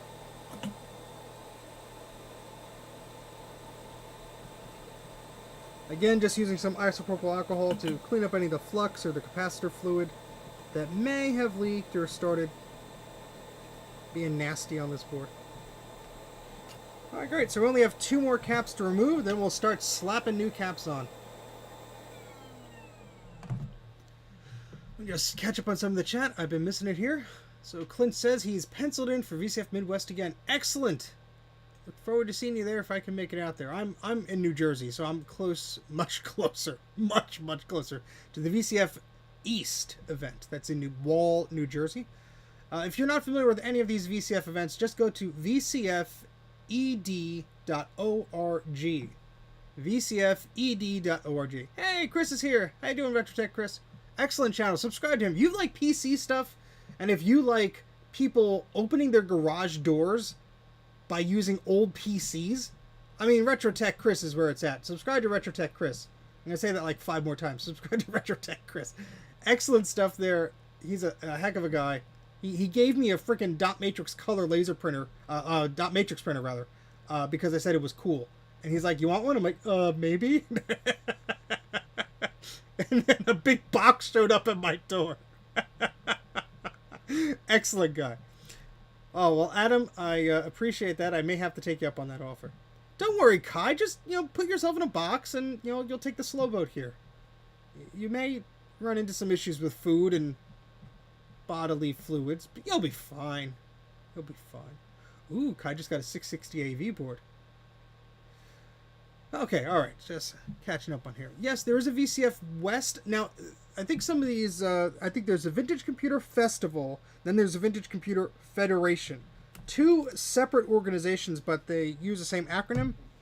And I think they pretty much just join together for some of these events just because it's less confusing that way. Oh, well, thank you very much, Trina, for the super chat. Eep! Thank you very much, Trina. And Trina's Technobabble, brand new YouTube channel that she started. Excellent live streams there of poking around with PowerBooks and hoping that they don't die.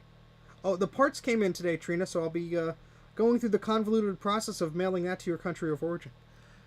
So there you go. Okay, so this is going to be fun because it's right next to the processor, and believe it or not, this is plastic. So we got to be careful here. So we're just going to put some more tape. Mr. Lightyear needs more tape. And get these caps out of there. Whoops. That piece of tape didn't really help us. Just ripped right off there. There we go. Are you invisible? No, the chat just goes by stupid quick, sir. Or ma'am. There's over 100 people or so watching at this moment in time. And the chat's going by like... And I'm actually like looking and concentrating and working on stuff. So my apologies if I do not see anybody say anything in the chat where you have to repeat yourself or anything. That's just how it's going right now.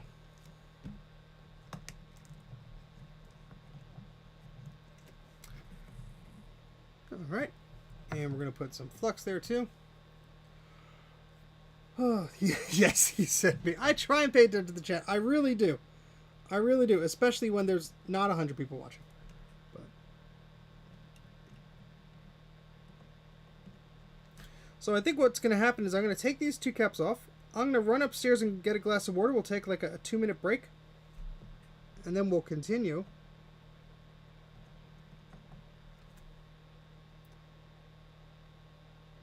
And again, if anybody has to leave or anything like that, that's alright. You come back later. We'll probably be streaming for a few more hours. Maybe. And all these streams are saved and recorded and so on and so forth. I used to actually remove them long ago. Long ago in ancient Greece. But yeah, I stopped doing that because it didn't really make any sense.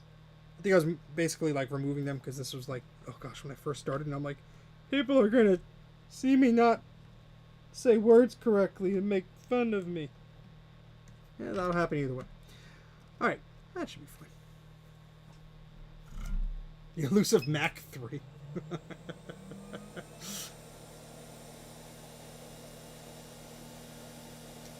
Well, the older Macs are much different from an Intel Mac, I'll tell you that. You got the PowerPC, and then before that the 68K. And then the Apple IIs, which are not Macs, but they're pretty neat. Yes, Adam, I do have to get back to you. First day I'm actually breathing, so... My goodness. Alright, let's get these caps off and continue, shall we?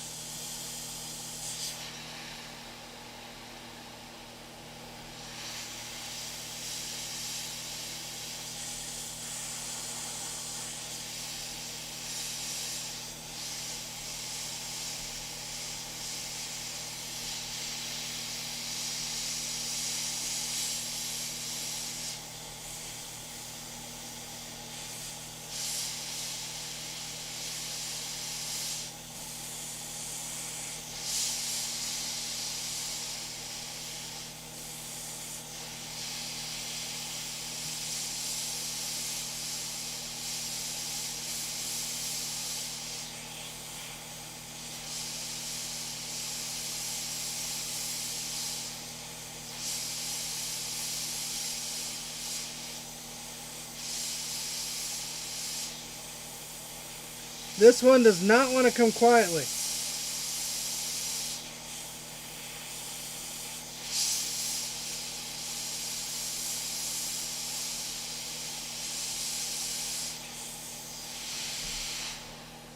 My goodness, was that a pain in the butt. That one did not want to be removed. Hopefully its sibling here will cooperate. We have ways of making you talk.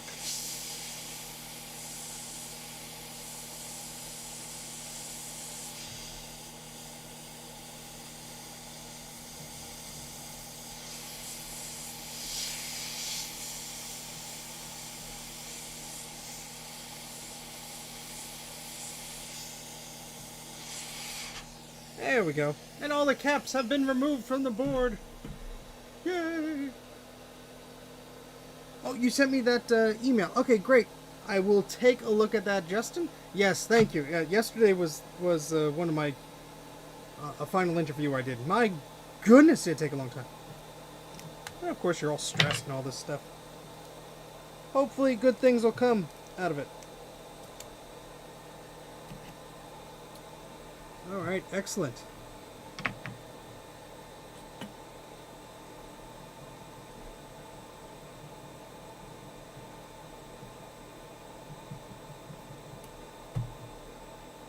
Yep, and the plastic is all just dandy and fine. Well, thank you very much, Nick. The LC575 would have been the LCD-LXXV. Just rolls right off the tongue. Bruce, didn't you have to go somewhere? Or are you just, procrastinating? I mean, I don't care either way. Because we've only been here for an hour and a half. Buckle in, fellas. Caps abuse. Capacitor abuse is not tolerated. Alright. So let's get all of this Captain tape off the board here.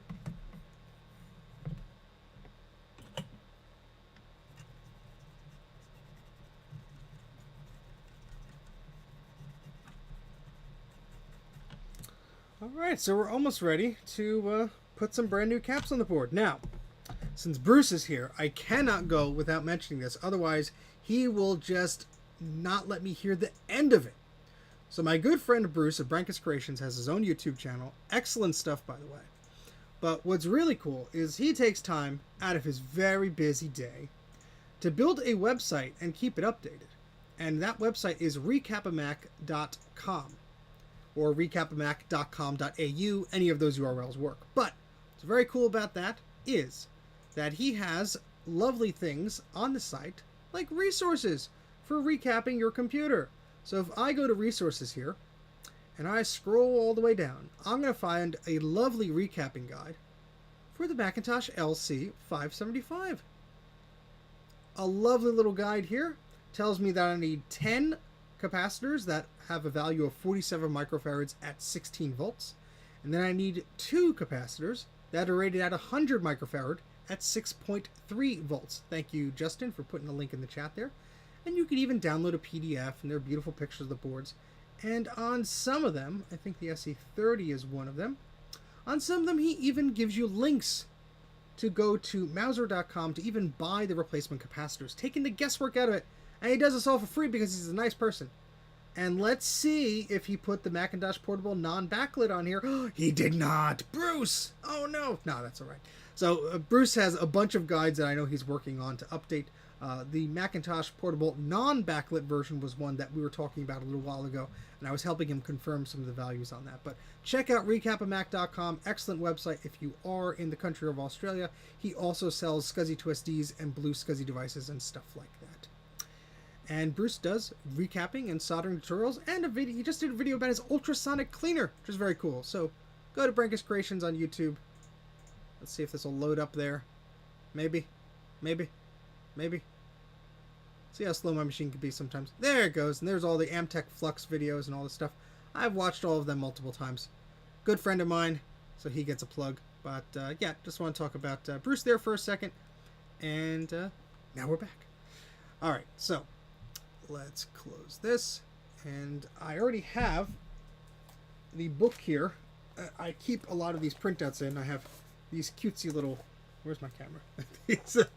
These little binders here. So this is a bunch of repair jobs and invoices and junk, and this has the recapping guides that I printed out from Bruce's site.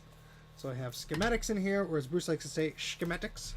And here's the Mac SE, and yep, here it is, LC575. So this just helps me confirm where the caps go, because I think it'd be very easy. They all look, whoopsie, very easy to mix it up, because they all look the same. Heat gun fell over there. Diagrams are very easy to look at. Okay, so let's do this. Let's get all the caps on the table, and then we'll start placing them on the board. I need to get this little container here. I like to keep all the capacitors in.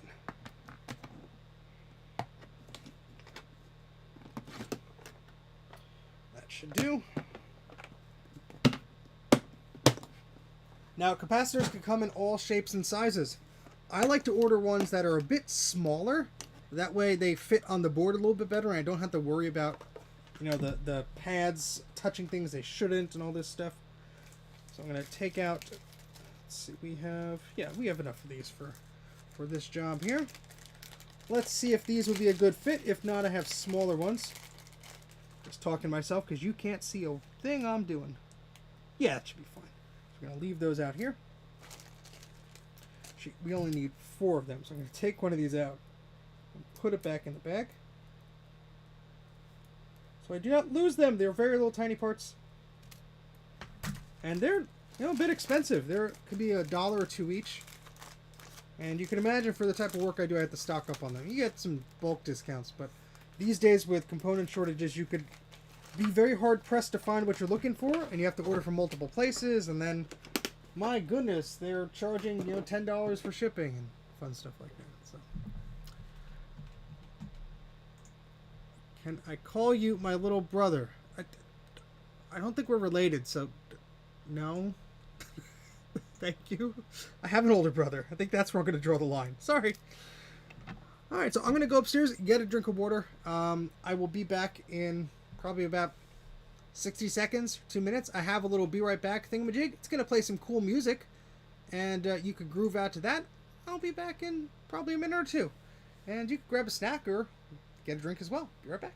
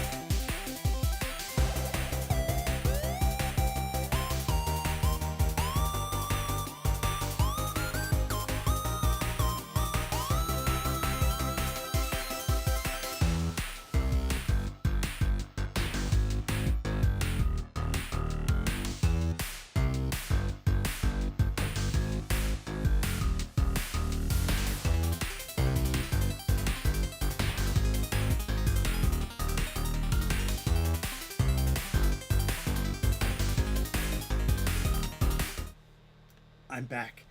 Yes, I realize that's not a Mac. That's an Apple IIgs. But that was the best photo I had years ago when I decided to make that screen. Anyway, also, for those of you who are admiring my shirt, and I sort of said this an hour and 33 minutes ago, you could use the link in the video description to get your own. I have a little store that sells some of these geeky shirts, and yay, look how pretty it is. So, I get a few bucks from them. Not a huge thing. Got a massive bulk discount from Poland. 500 tantalums for less than 20 bucks. Are they a good brand? I'm curious about that guy. Very cool. We dipped in viewers because I had to go drink some water. And we say water weird because I'm in New Jersey, and apparently I say the word water weird.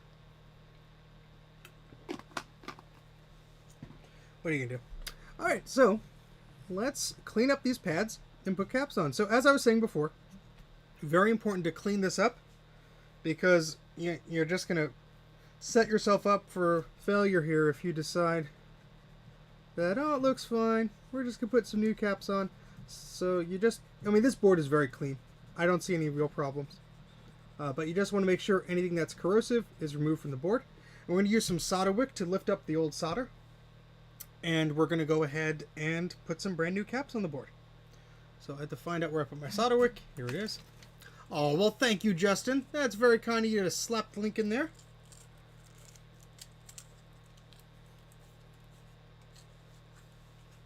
Oh, that is cool. Kai, I might have to take you up on that. I think I have plenty of caps in stock now, but it's like the smaller ones I don't use that often, like the 100 microfarad 6.3 volts.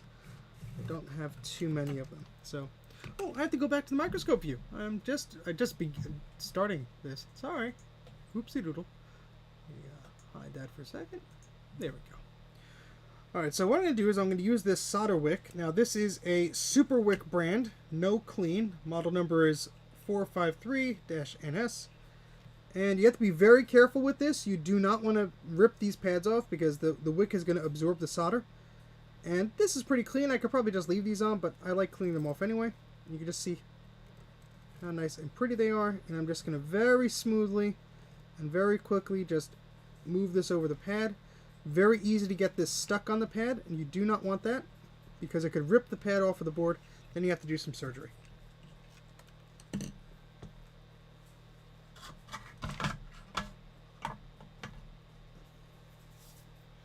I think I have some good wick. This was just whatever I bought, and it's a huge spindle, and I'm now almost out of it. So whenever I use this up, I'll probably see what else is on sale and try that out. I don't really prefer one versus the other. This is the best bit. Dana's getting excited. Dana does fantastic photoshops. Dana, please just put a link to your Twitter in the chat here. I think everybody watching would appreciate this. So Dana has an affinity for just creating these things in Photoshop of old Apple products or PC stuff or just electronics in general. And she fools everybody. Everybody who sees her stuff is like, oh, wow, I didn't know that model existed, or, oh, that's weird, I never saw that one before. Because she does it with a straight face most of the time. It's fantastic. Really funny. I think it's hilarious. Thank you, Dana. Yeah, so subscribe or follow, whatever you do on the Twitters. Fun stuff there. Alright, so we're just taking these capacitors out of the little package. Oops. Again, different sizes of caps. These are sort of like little flat rectangles. Bring that up here. Now, with electrolytic caps, the stripe usually means negative, but this is a tantalum cap. So the stripe here indicates what goes on to the positive side. And these capacitors do have polarity, so it's very important that you get that right, or you could have a bad time. Things could go kablamo, or just not work, or just short out. We don't want any of that to happen. So I'm going to take this cap. These are very tiny. You can see the size of my fingers there. Very tiny little components, hence the microscope and the tweezers. And the flux here, again, we're using just to make sure that the solder is going to adhere to the pad. Yes, there is a small amount of flux in most solder, but I find it is not nearly enough, and it just makes my life easier. So there you go. Thoroughly wood grain mystic after all this. Oh boy. Yeah, that custom beige G3 looked pretty much like Dana's work. That surprised me too.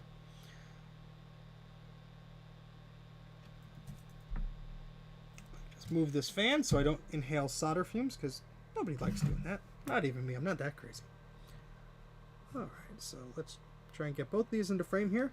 And I'm just going to hold it steady with the tweezers. And these tweezers are actually no good. Let's use the other ones.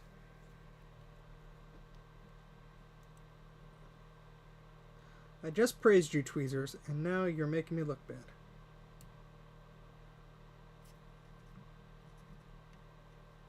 And just very quickly, just run some solder there.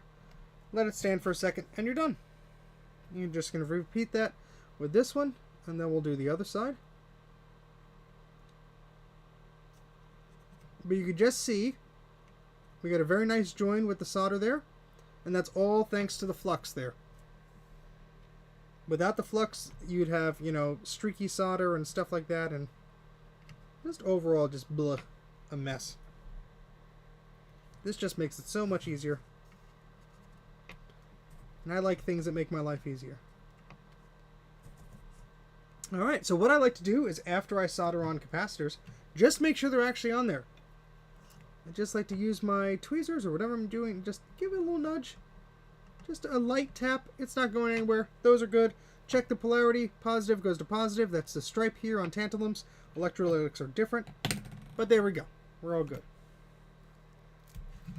Your flux isn't orange. Does that mean it has no rosin? It's an excellent question. I have absolutely no idea.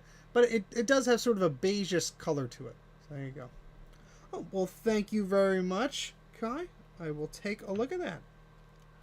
Alright, let's move on here. Putting the caps on is actually quite a straightforward process, so we should be able to test this probably the next 10-15 minutes or so. Assuming we don't have any problems.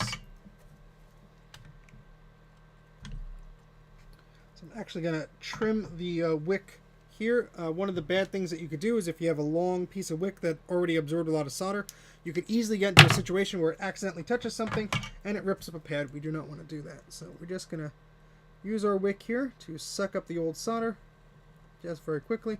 It's okay if you don't get all of it. It's just, you know, especially if the pads were damaged or corroded or nasty, you want to do a better job, but it should be fine.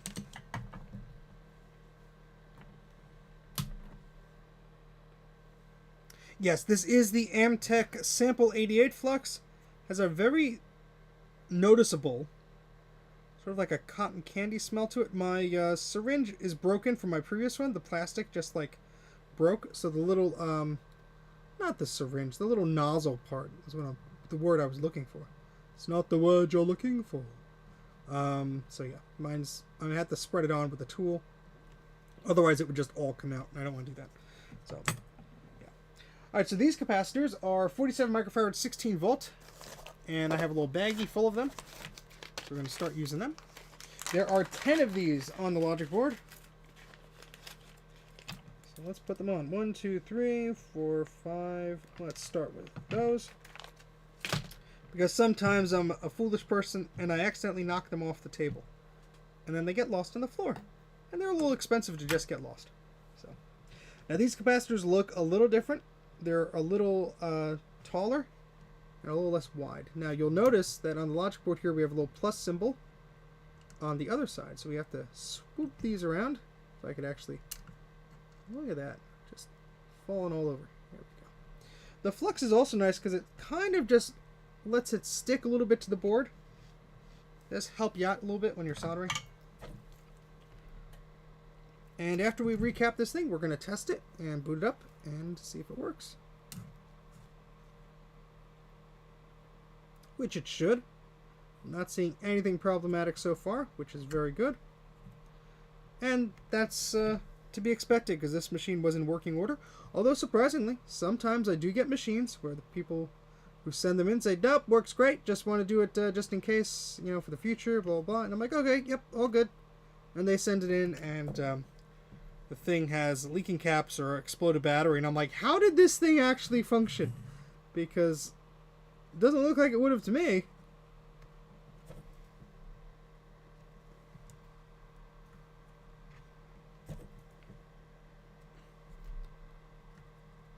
Right. So all those look good.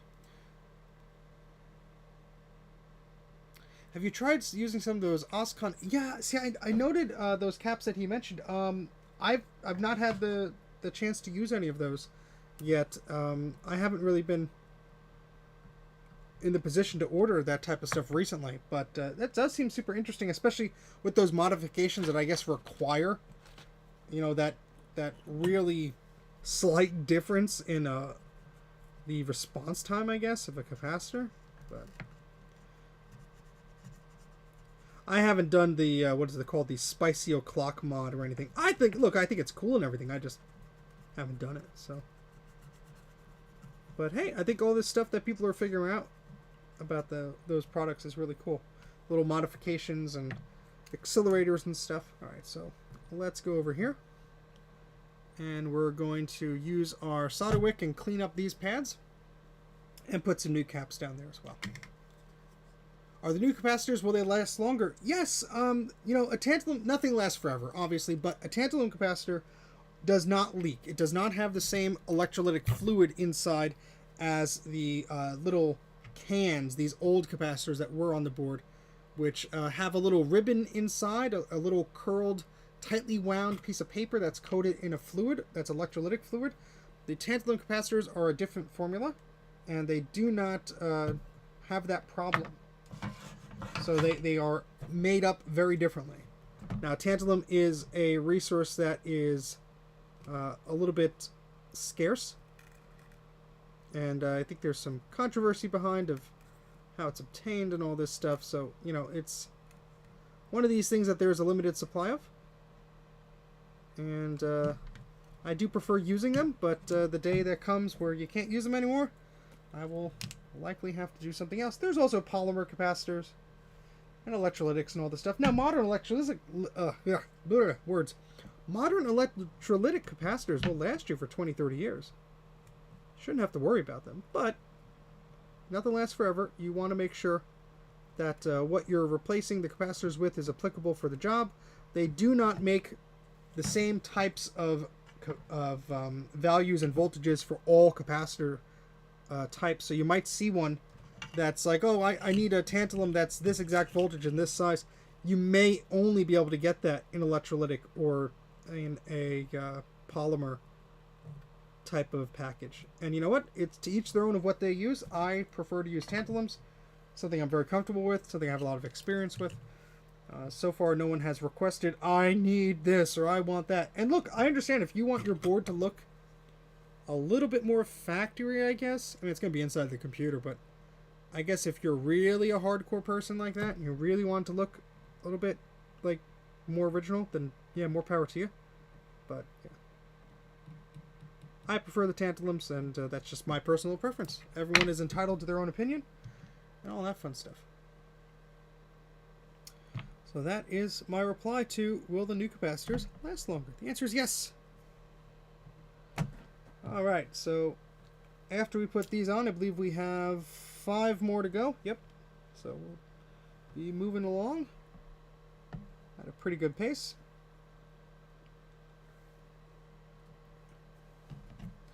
This is always fun. Let me adjust the microscope here, because we have to get so close to the plastic with the soldering iron. And of course, we do not want to melt anything. We do not want to do that, but we have to put the soldering iron there, so we gotta be careful. Yes, these are the Kemet, I believe is how it's pronounced. Maybe I'm wrong. Brand capacitors. And that's generally what I buy, just because I've had good experience with them. I buy others when there's no stock like there is now. But yeah, never really had a problem with it. Now, a tip here, not a trick, is I will solder this side of the capacitor first.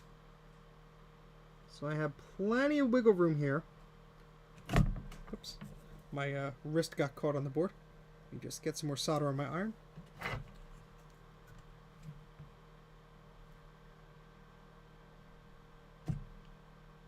Hello, Apple's Anonymous.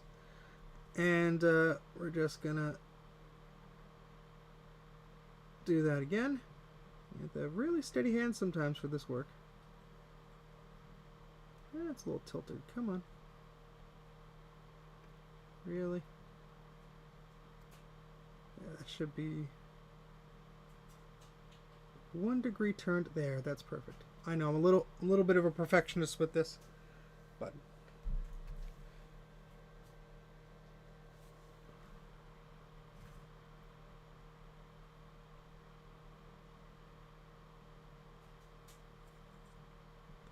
and not to say your solder jobs have to look perfect or anything. I just, you know, I'm getting paid to do this, doing it for a client. I want to make sure it look pretty. All right, excellent. So now I'm just going to go ahead with some more solder and go back and do the other side. So it's already anchored in place. So we're just going to go ahead and just quickly fill that in. That should be good to go. Good night, Kai. Take care. Have a good one.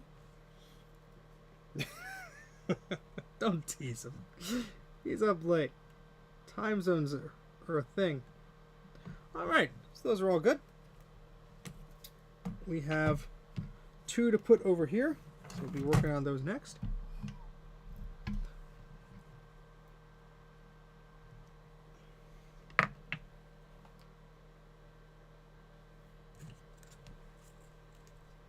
See you, Garth. Take care. No worries. Do those caps have a name for the size? That's an excellent question. What I will do is I will give you the model number here, so you could go ahead and buy your own.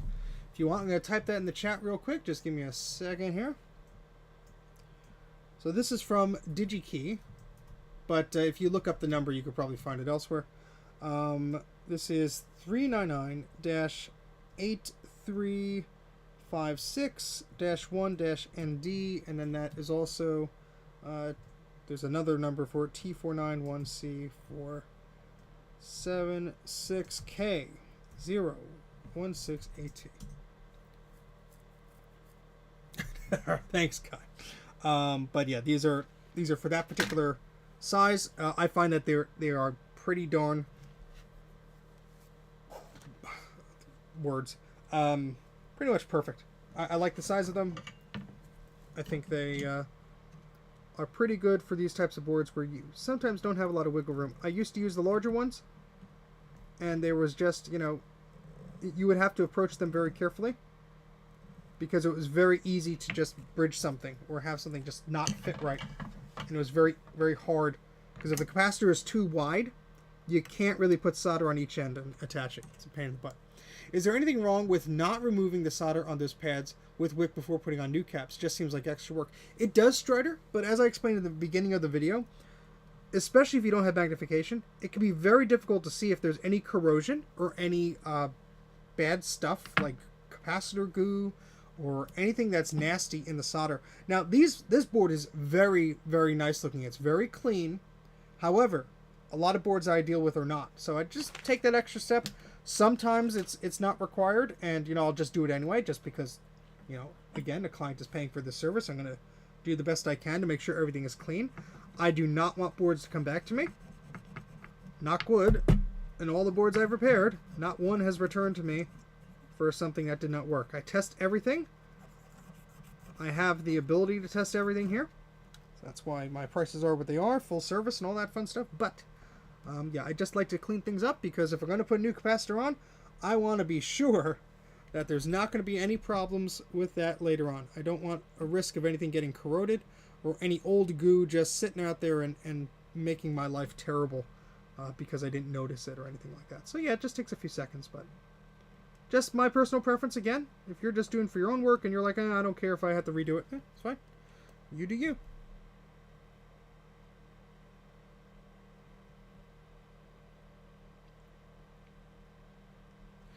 This putting the flux on this way is getting old.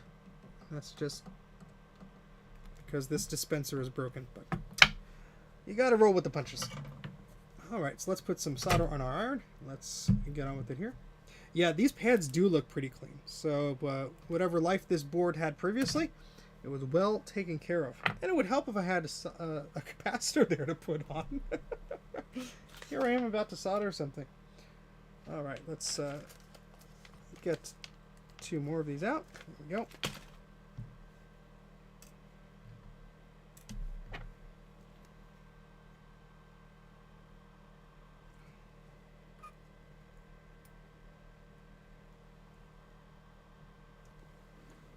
Do you need an applicator tip for the syringe? Yeah, I probably will order another one. I think I have an... Yeah, see, this applicator tip I stole from the other package I got. I might have a spare one around here. I just literally opened this package before we started today, so... I think you were going to order one. But I don't want to cause any burden on you. I could order one myself if needed, but... I'm going to have a look first, because I don't like being wasteful if I don't need it. But it might be one of those handy things to have around.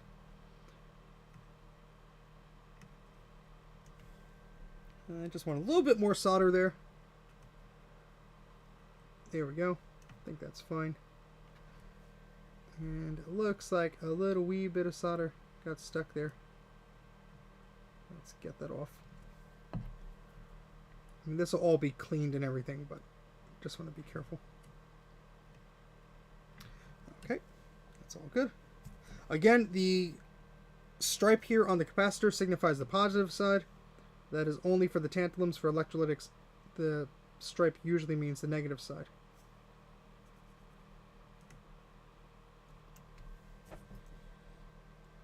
And these have a polarity, so you have to make sure that's correct.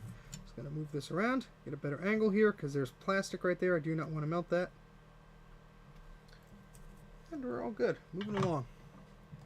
Picked a 100-pack up from the Evil Empire for less than $10. Ooh. I have to mail some stickers to you, so when I do that, you could do a return mail. To clarify, the link is shared for size C, not D. A lot of people use size D, but I think they're too big in many cases. Yes. And do I have an example of that? I probably do. Just for those folks of you guys watching here who are just curious about what us madmen are talking about, I think I have one right here. Sorry for the detour, but I think this is sort of fun. Let's see if did I put one in here. I don't really use the old capacitors too much. The older size, rather. If I have one, I'll show you. If not, I'll wait until later on here. Maybe I used them all up. No, I think here's one. One moment, please. Oh, well, thank you, Eric. That is very, very kind of you. Yeah, here's a great example. Let me take one out so you can see. Because capacitors come in all shapes and sizes, folks. Take one out of these very little tiny ones.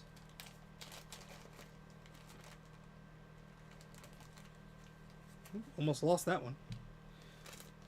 And then we'll keep this in the package because I don't even want to take that out because that's going to get lost. Alright, so let's take a very quick detour. I just want to show you the different sizes of capacitors. And I actually need to take one more out of here.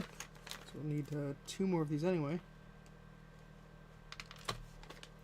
Alright, so there are different sizes, different measurements of these things. I don't exactly know which are sized what, but I believe this bigger one is size D.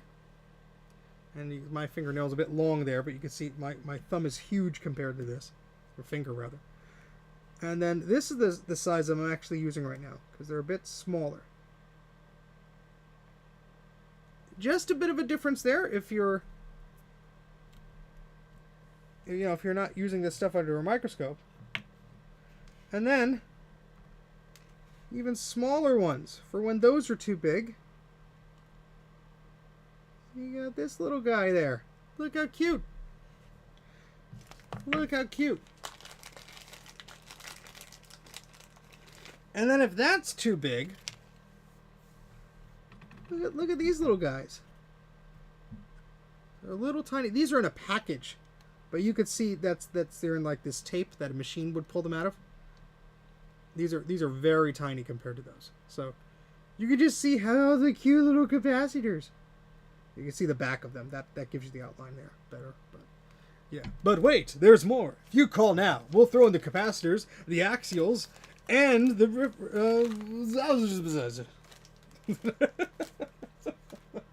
oh no, Steve's having a mental breakdown. It's all part of the show, folks. We'll throw in the resistors too. so let's put those back in the bag. And where did this little one come out of? Oh, here, let's put that back in the bag. A, B, C, D, E, F, G. All these caps that I can't see. Oh, that's fun. You guys are fun. Alright, let's move along here and put some of these caps on the board and finish up this job and test it before everybody has to go to sleep because, oh, it's only 9 p.m. I usually start streaming much later. You guys are getting off easy. Alright, so those caps are just put on. Those are all good. The next capacitor is going on over here. Use our solder wick again to get those out.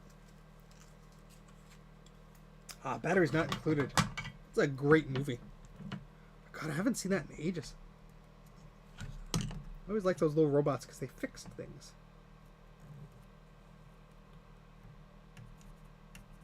So those pads aren't too terrible, but use the opportunity to go like that.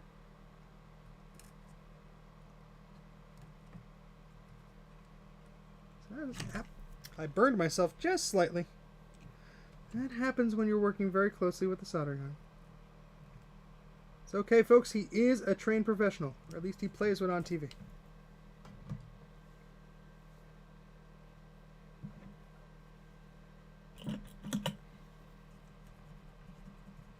Yes, that actually looks like there was either some flux or some capacitor gunk on there.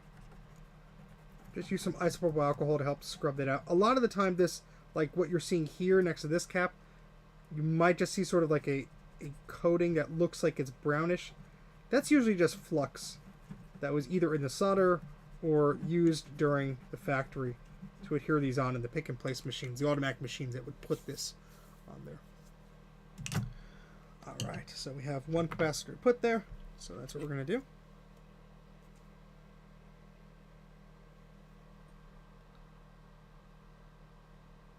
Again, just putting some flux there.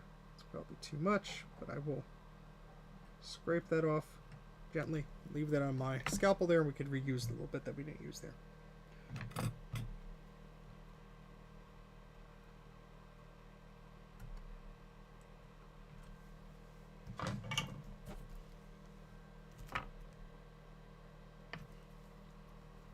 And for those of you who are new to the channel, who have not subscribed or checked us out before, I say us, but it's just me, thank you very much for stopping by.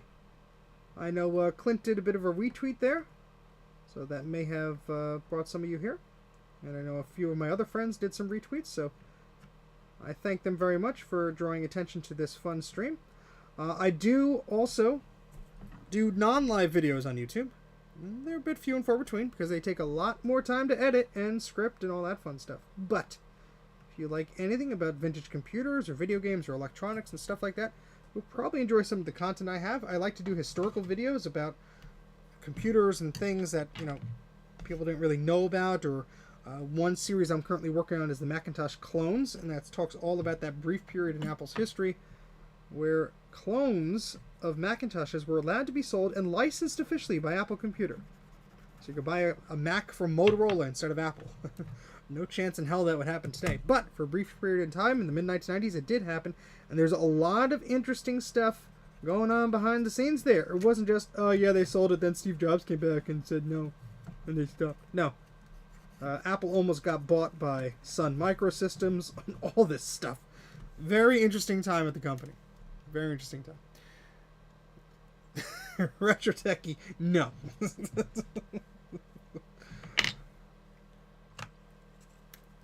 The bunnies also do occasionally make an appearance, and the cat did too. The cat actually, he's doing okay now, but he scared the crap out of us a little while ago. He was looking a little skinny, walking a little weird, not really acting like himself. He has something going on with him.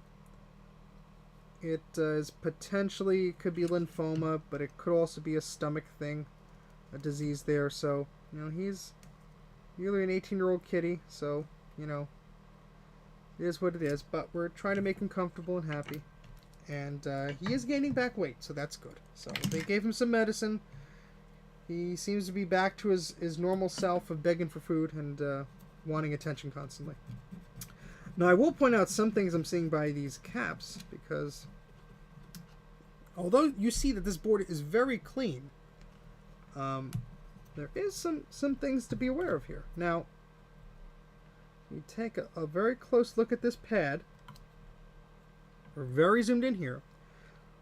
You will see that there is just a bit of exposed trace there. There is some solder mask that has been scraped away, whether that be by a tool or by leaking capacitors. But overall, these look pretty darn clean. Let's just zoom out here and get back to our normal view. Sorry, I always have to do that Mystery Science Theater joke.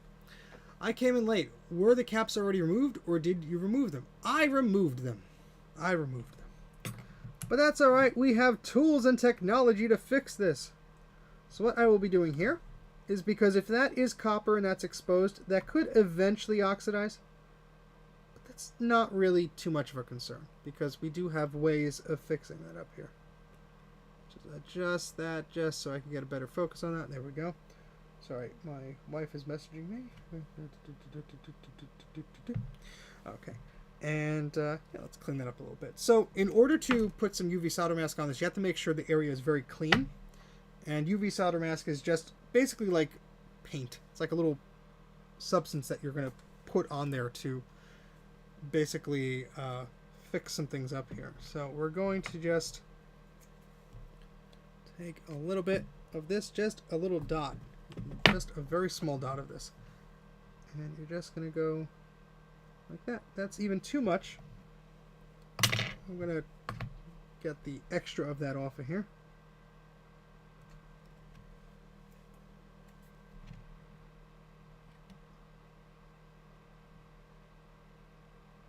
There we go. That's fine. So this is the most zoomed in this microscope could go. So if you're thinking, how small is that? Well, it's pretty dang small. This is a cotton swab. For Sky's comparison, this is a cotton swab. And this is my finger. So, yeah, it's pretty darn small, but a trace break could be that pretty darn small, and that could cause a problem with your machine not working. Now, to cure UV solder mask, you can use the sun to cure it. But I have this little UV laser that works at a certain wave length, and it does the job also. So I'm going to dim the microscope light so you can see this a little bit better. And that's the purple light. Through the microscope, I can't even see that, but the camera picks it up as purple. Just going to hold it there for a few seconds.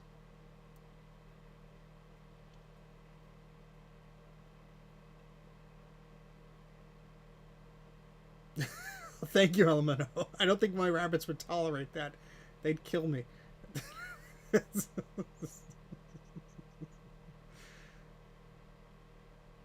Did you pull the battery and send it to Ron? No. No, there were no batteries to pull from these machines. I did not check the SE30 yet. I think there was no battery in that. While I hold this steady, I'm going to reach into the box, take a look. Not the SE30, an SE. I'm going to see if that had a battery in it. Yeah, the battery has been removed. Clint is no fool. He knows that old batteries and old computers do not mix. Get those batteries out, folks.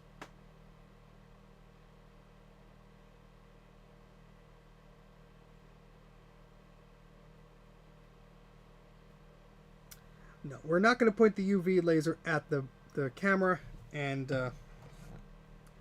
do what Bruce did, which is, you know, burn some holes in the camera sensor. Oh, that's right. So Mike's Mac Shack is doing a stream tomorrow looking at iMac prototypes. Cool stuff if you're into a bit more modern Apple stuff.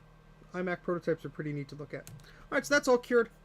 That's hardened to a nice green there, and that's just going to make super sure that I don't have to ever see this board under the microscope again, because it will not run into any issues if something is going to get into that copper and corrode it or anything like that. Yes, we're being extra safe here, but that's kind of what I like doing around here, just making sure that we don't run into any issues. If I'm going to repair something, I'm going to be thorough.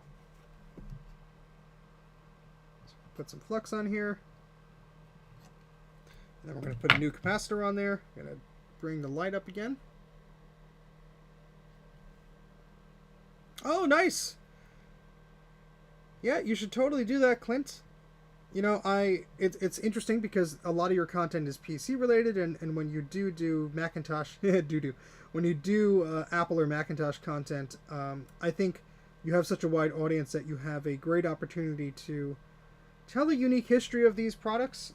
Not that, you know, you're the only person who has the ability to do that, but since the audience is there, it's nice to educate people about these machines, because it's very complicated if you're not a Mac person to understand the unique advantages that Apple may have had or disadvantages that they had at the time. And a machine like the 575, you know, was used in businesses or schools or at the home. And it was really like a multimedia PC. It was basically a Macintosh LC with a built-in monitor, a better processor, and speakers. And it was at the time where, yeah, on the Mac, you know, you had a very different multimedia experience than a PC. You didn't have to buy a sound card. You didn't have to really worry about video or anything. Yes, there were less upgradability options, especially with the 575, because it was all-in-one. There was really only, you know, the 2 expansion slots you had on there. But, you know, they're different machines, and I think they're very interesting to explore. Now, I'm biased because I like Macs and I grew up with them, but I have PCs too. One is over here being a stool and a rest for the books I put on it. That has a little bit of dust on it. Let's get that off. So just trying to get a little more solder on here. Yeah, there we go. That's fine. You grabbed that LC575 before you got any of your IBMs. You were really into the 68K Mac scene a bit before your LGR channel. Oh, that's really cool. Yeah, I mean, these Macs, I think what makes people come back to them is they're very interesting. They're a bit different. They're quirky.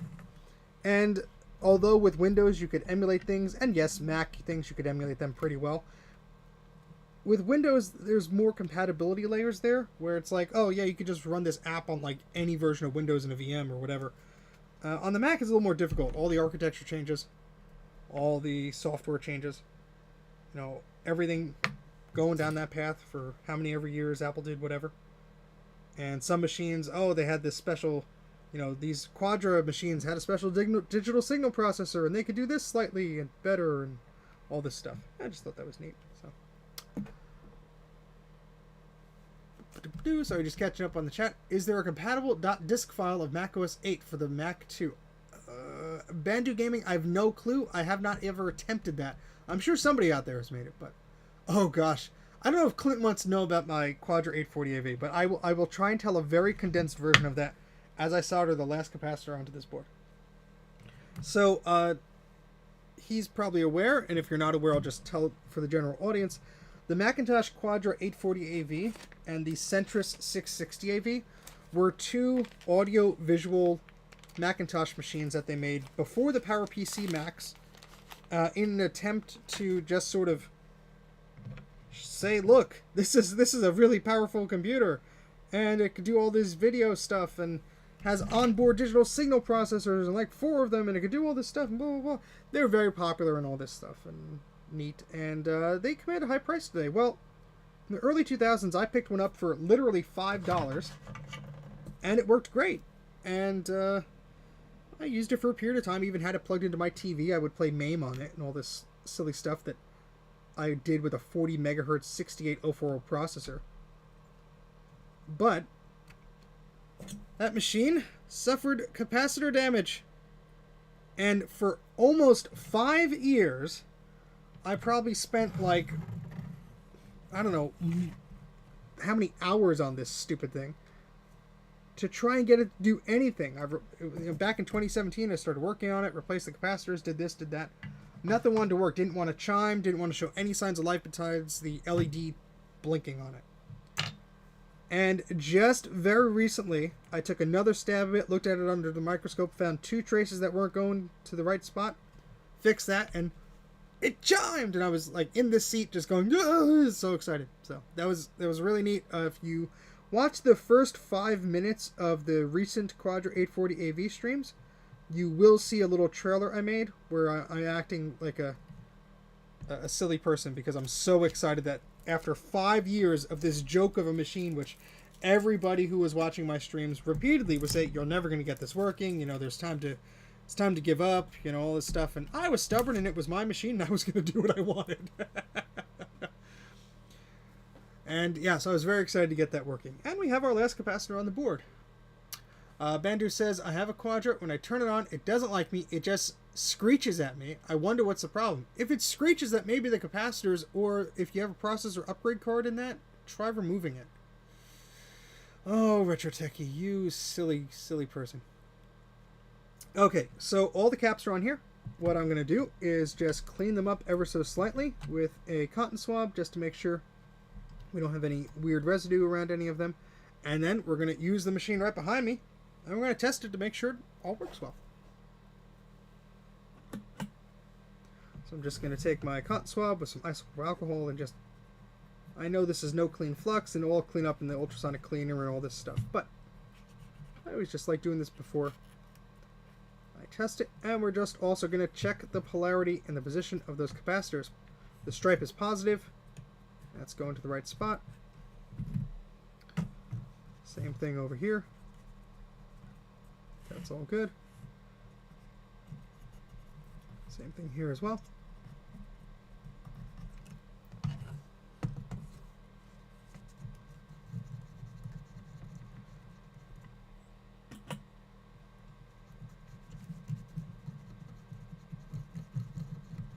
Yeah, some pieces of flux and gunk will be very sticky and will stick to the board, but could clean that off pretty easily.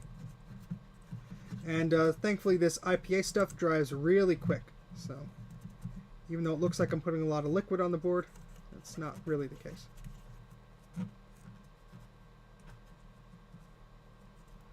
And yeah, all these little hairs of the cotton swab are so fun to get off. The capacitors are replaced 2 days ago. Well, the first thing I will say, and you probably will hate to hear it, but I mean no offense, go back and check your work. How many times have I gone back to check my work and realize, oh, that's slightly bridged. Or, oh, that might be touching something it shouldn't. Or, oops, that capacitor is in the wrong orientation. That's why you want to double check your work, triple check your work, just keep checking. So that's positive, that's positive, that's positive, that's positive. Just hold this up over here. Take a look at that. I think we're all good and ready to test. What do you guys think? Alright, so let's give ourselves some space here. Yes, this is 99% alcohol here. That's what I generally recommend using. Just catch up on some of the chat here. Yeah, that's a great tip. Yeah, some of these machines you could just swap out the battery holder with a different battery, or you could build a little adapter to fit a different battery in there. And, you know, I still don't advise to storing any of these machines with a battery. It just doesn't make any sense to. Unless you're using that machine constantly and you're, you know, double checking it or ripping out the motherboard every week, is the battery really going to make that much of a difference? I don't know. Anyway. So what I will have to do is make sure we have our blue SCSI, which is a SCSI device that is blue. No, it's not really blue, but some of the cases are. I'm going to hold mine up. Very cool little device here, blue SCSI. This is a DB25 model, rather. And the camera is not focusing because it's being silly. There it is. I put a sticker on it. But it's this little external one, DB25 SCSI connector on that side. You have a little SD card, similar in concept to the SCSI 2SD, but what I really like about the blue SCSI is it deals with everything as disk image files. So all you do is have a FAT32 SD card, and all you do is put image files on here. It's the same you would use for an emulator. Just put them on here. You could manage them. You could have multiple sets of them. You don't have to treat the disk like a SCSI device and format it with weird tools because Apple isn't supported and all that stuff. And blah, blah, blah. Yeah, blue SCSI is the way to go. They're actually pretty affordable. I think it's bluescsi.com, or scsi.blue was the old website. But yeah, come in a variety of different flavors. This one is an external one. They also have a PowerBook one, and I have one floating around here. Here's one here with some tape on it. This is one internally for a Macintosh. So they're pretty neat little devices. Their compatibility for non-Macintosh items is growing. Not at this point, they're not 100% doing all the things that the SCSI 2SD could do with some of the different music synthesizers and stuff like that, as so I understand. But go to bluescuzzy.com, you'll find all the information there if you want. But yeah, pretty neat little device. I think I have a copy of System 7.5 on there that we should be able to boot off of, as long as you don't need any system enablers. So I'm going to take this board, I'm going to turn around and plug it into this machine. I'm going to set up a keyboard, and we're going to see if this thing is happy. I see no idea why, no reason why it wouldn't be. The Blue SCSI gets power from the termination on the SCSI bus. Some Macintoshes, like the Mac2 SI, do not provide external SCSI termination with that device, so you have to use a micro USB port, which is right there, to power it. But there you go. Does having a beard make for better soldering? Of course, yes. That's why not? Why not? Okay, and we're gonna take this board. Well, first off, we're gonna move the machine around a little bit. As a big boy, slide the board in the back. The lovely thing about these machines is the board has a card slot, so you just, like an edge connector. So you just slide the board in there. Make a good connection there. I'm going to try and use the external SCSI here. If it doesn't boot off that, I do have the original hard drive, but this will make things a little bit easier. Hopefully. Just close this container of capacitors so nothing falls out. You don't lose any parts.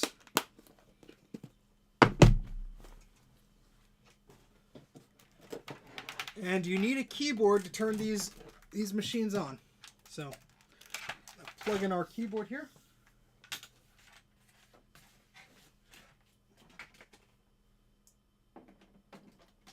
Alright, and plug in our power cable.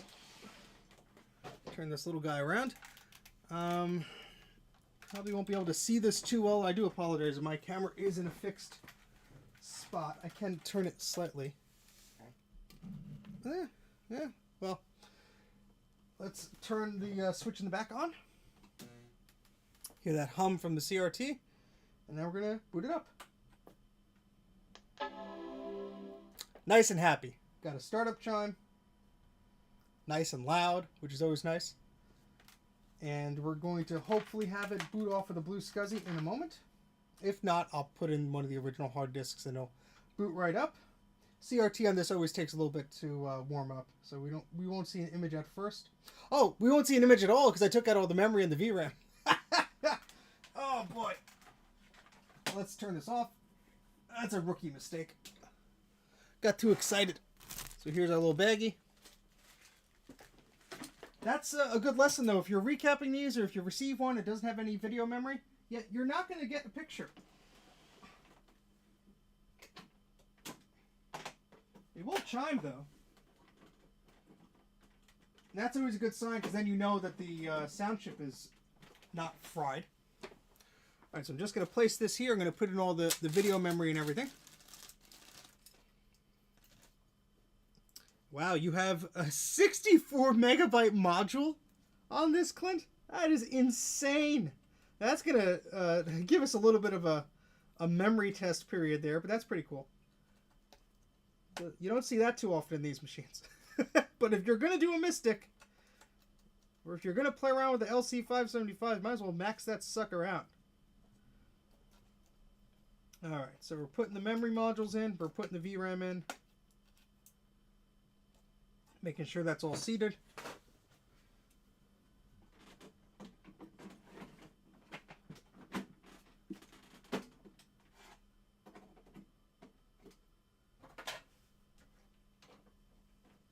And we're going to do that one more time.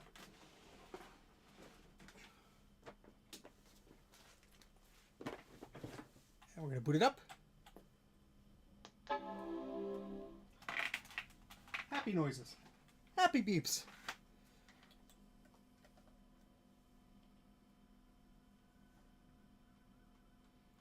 I hear sirens in the distance. Someone is coming to take this Mac away.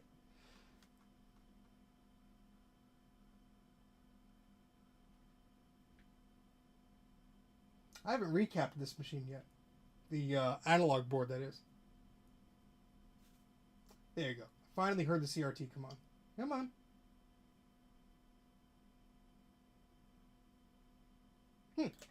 Well, I'm going to turn it off again. Just, there it goes. Yeah. Like I said, I haven't recapped the analog board on this, so it's a little... We have the cursor there. Let's see if the blue SCSI is going to actually boot, or if I'm going to have to use another disk here.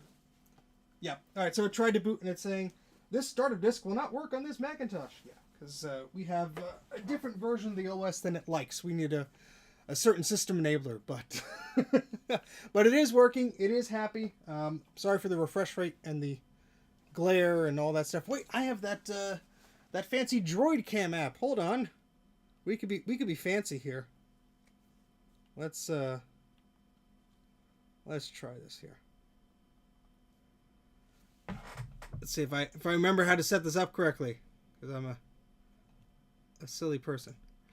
All right, and I have to make sure. Oh, it already look at that. It already set it up. All right, cool. All right, this is gonna be weird. Here we go.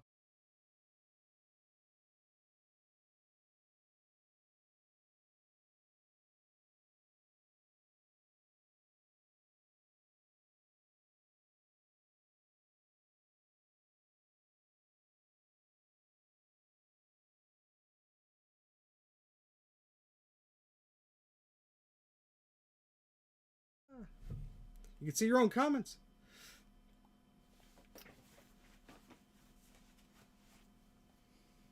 Let's turn this thing off. And let me just catch up on the chat here. Oh, Mike, thank you very much for the super chat. Eep. Thank you very much. No memory needed. These things run off of happy thoughts. Oh, Clint, how I wish that was true. And thank you all for the congratulations. That reminds me, I keep uncovering Macs I kind of forgot I had. A 2SI, a 6400, an iMac G3.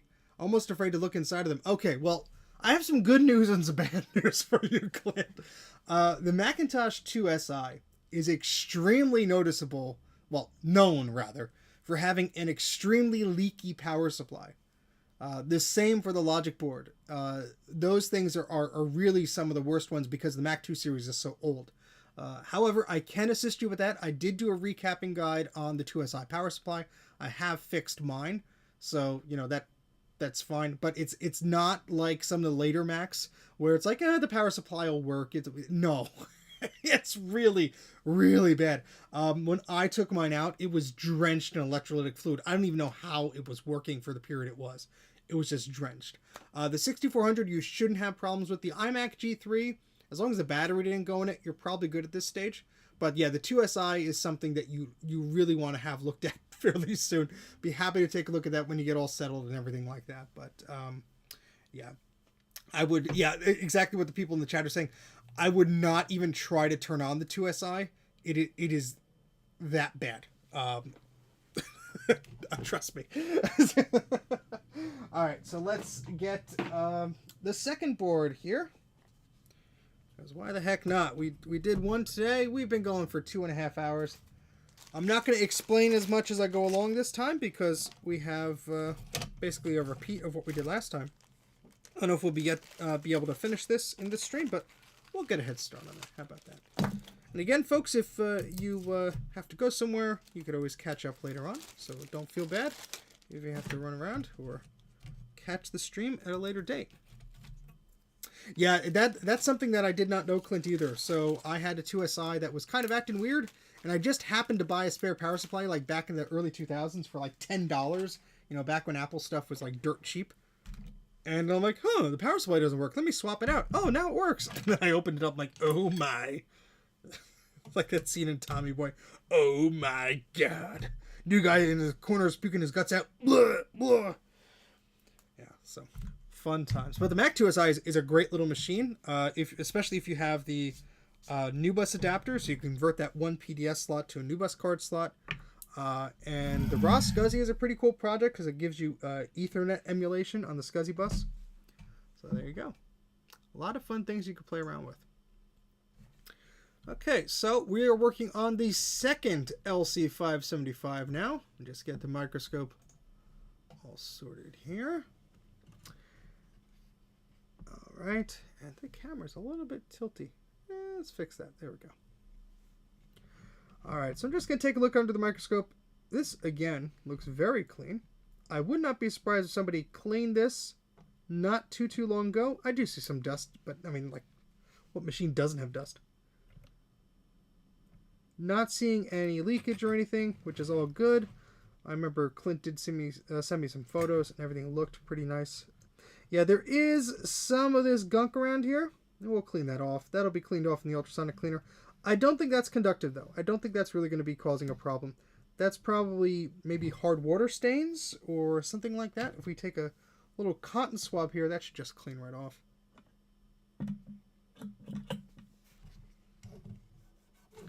Yeah, look at that. That just will come right off of the board here. And again, these will be professionally cleaned and everything, so you don't have to worry about any of this stuff sticking on here, but it's always a little concerning when you see that sort of stuff. You're like, oh no, what's going on? Yeah, some of it is under this chip here. Try and get some of that out. So I assume since this one is not labeled 575, Clint, that this is one that came with your Mystic Color Classic. Would that be a correct assumption? Sorry, as I make horrible noises as I cut into this cotton swab here. All right, that's the one you got more recently. Yeah, it's a bit grimy. That's okay, but it's not terrible. Please, I've seen some things. Oh, I promised on, well, not promised, but I joked on Twitter that I was going to do some potentially terrible Duke Nukem impressions, but with you watching, I don't know if I can even do that. I am known for doing terrible impressions. It's just a thing I do. Not intentionally, but I've been told there isn't a likeness. But see, as a Mac user, oh, look at that cap. That's a wobbly. Oh yeah. Oh, look at this. Look at this. Good example here, folks. Let's take a little bit of a look with the microscope here. So you can see how this solder is pretty shiny, where this solder is a little bit more coarse. It looks like it's very hard to see from this angle, but I'll take my tweezers here, and we'll just give this a little bit of a nudge. Yeah, this is a wobbly guy. This will need to be replaced. Obviously, that's why it's here. But yeah, we need to take care of that one. But really, the rest of them don't look too bad. Not seeing too much more of that residue. I'm just going to lift this up so I can see a different angle of it. Yeah, this will all clean out pretty good in the ultrasonic cleaner. Not seeing anything too terrible here. But you always want to make sure. Yeah, so there is a strong smell of fish on very old capacitors, like old fish, rotting fish, or whatever you want to call it. It's not a pleasant smell. I will say that the old board, the other board rather, what we just did not have that smell. That's a pretty good indication that it was not too far gone. And obviously it booted up and it was happy and everything, but yeah, some of these have quite a pungent odor to them. Not pleasant. Not pleasant. It'll wake you up, that's for sure. Now, just to show you the power of a microscope here, some of these machines, you'll run into issues where things will stop working, or you have intermittent issues, and it comes down to sometimes the solder just breaks down due to either corrosion or old age. So here's a chip here. I'm just going to show off a little bit here, but here's my fingernail, and here's a chip, okay? Let's zoom in as much as we can to the leg of that chip. And look.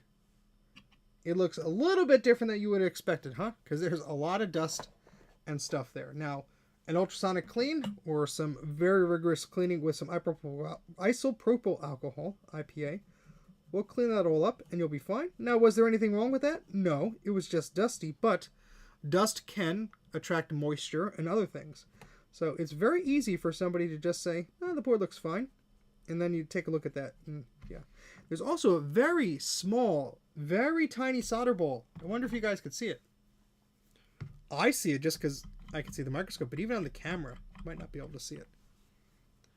Very small, little tiny solder ball. Right there.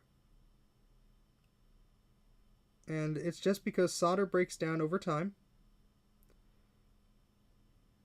Something about these chips, it just tends to do that a lot more often. There we go. And yeah, so also one thing to check out with these chips is to make sure that the legs are actually like connected, because sometimes if you're having problems with things not starting up and you just nudge the leg, it'll wiggle, and that's like, oh, the solder has, you know, destabilized, or whatever the heck the term is. So yeah, fun stuff. This is stuff you'll learn over the course of trying to fix a computer for 5.5 years. Anyway. Alright, so let's get some of these capacitors off of here. We don't got all day, folks. Well, we do. I do. I'm not. It's Friday night. Live it up a little, folks. Wait, why is everyone leaving? Stay. Yeah, those they could also be cracked. The legs could also be cracked and all that stuff. So sorry, just reading about here. What does it mean if the components fall off the boards by themselves? It means you're in for a world of pain. That's what it means. So we're just going to put some of this Kapton tape around the plastics here just to protect them. We like our computers looking nice, even internally. I want to make sure we don't cause any problems here. So again, I'm going to be doing the same thing we did previously. I'm going to do a little bit less direction of like, oh, I'm doing this for that, because I've said that already, and that might get repetitive. So I just know that there were a lot of viewers who normally don't come here. I just wanted to explain that the first time I did that. And I'm getting flux everywhere. Everywhere. That's alright. It's just flux. It'll be fine.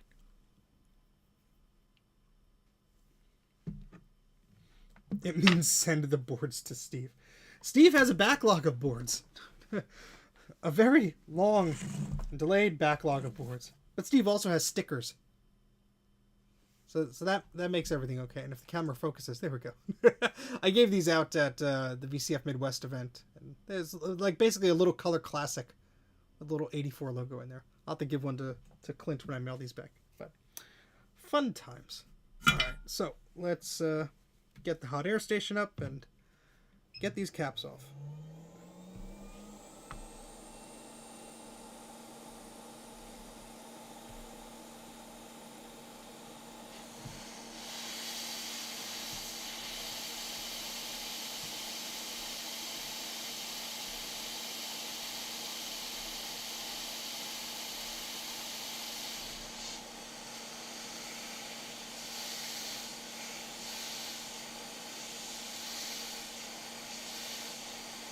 No worries, Rudy. Take care.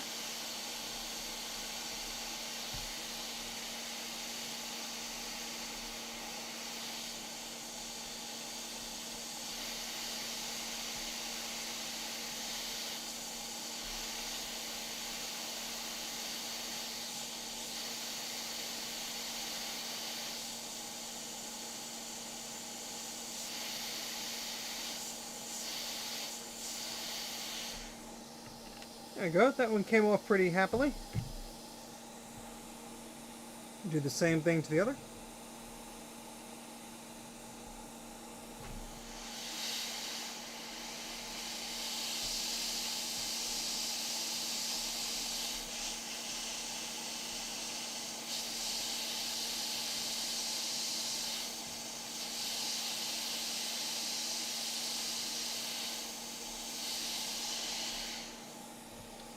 There we go.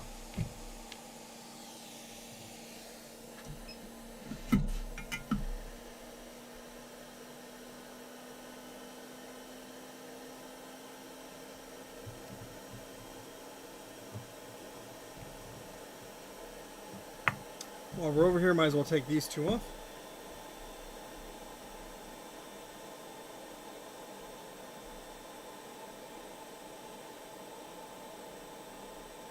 Again, the flux here isn't really required. It's just something I prefer because I find it does help get the capacitors off a bit quicker, and especially when you're dealing with components so close to these things, you'll want to make sure that you're going to be able to do that without worrying too much. Interesting that these caps are kind of lopsided.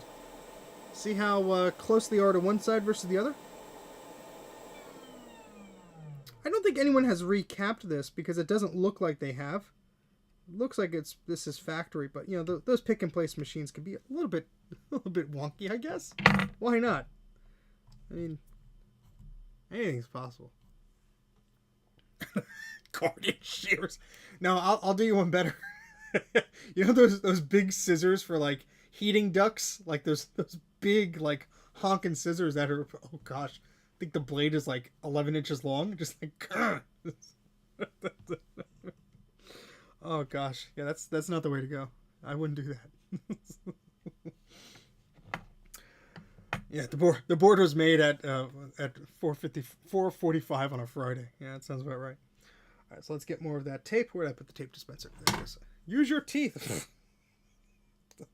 Don't say that, Clint. Somebody will make a YouTube video about that. I recapped my Mac, and boy, look at my dentist bills.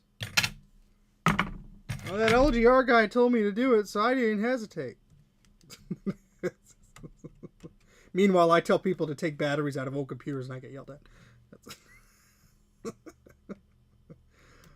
Oh, boy. All right, so yeah, this piece has some plastic to it, so I'm just being overly cautious here.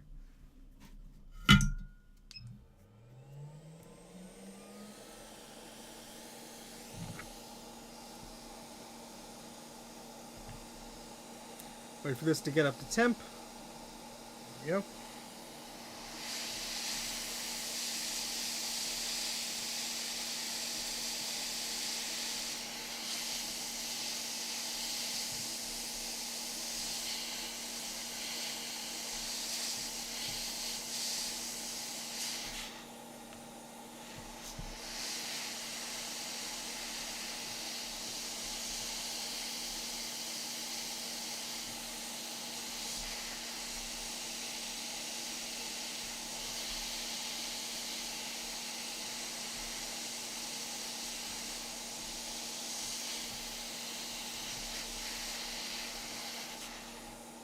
That one had a little bit of an air to it. It was a wee. Wanted to get right off that board.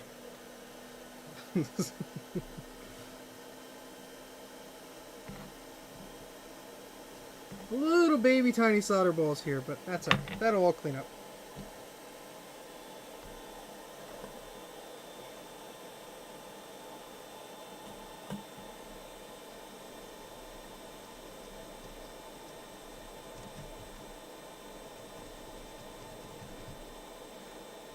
See, all that gunk, not all of that was flux. I think it was some very minor leakage next to this sound chip,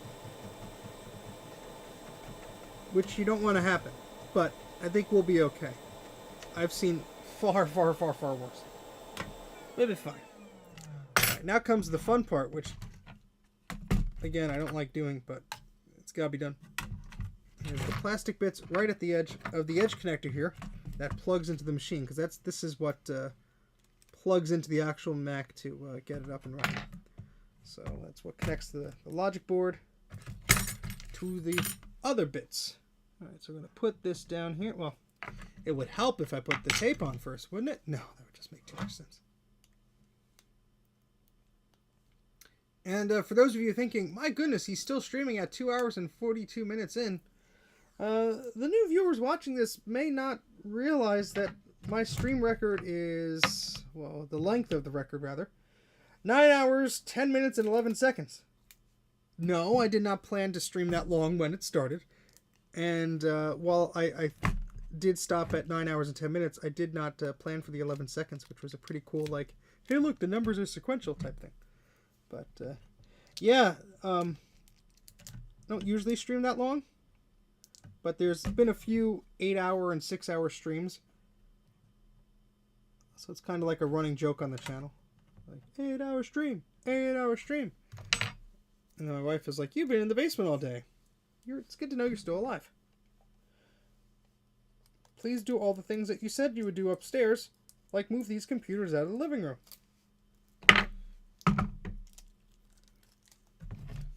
I mean, who doesn't want a flower power iMac in their dining room? I think it's just classy. It's just, some people don't share that same opinion. I understand, but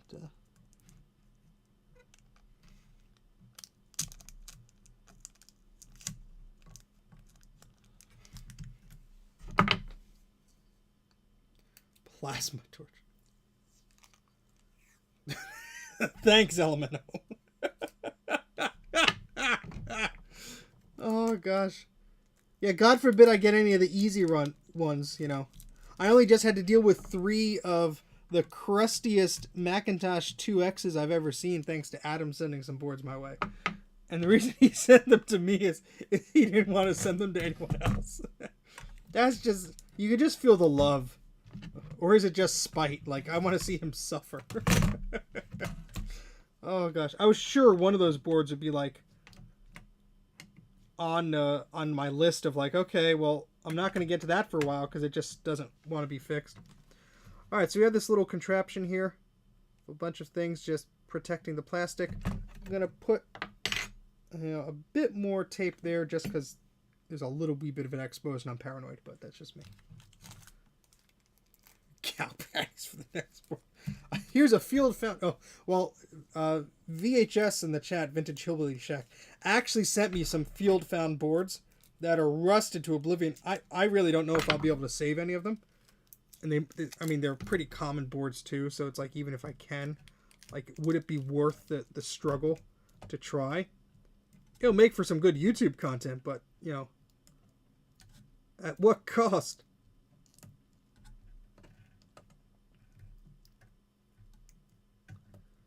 Just sticking this tape in this corner.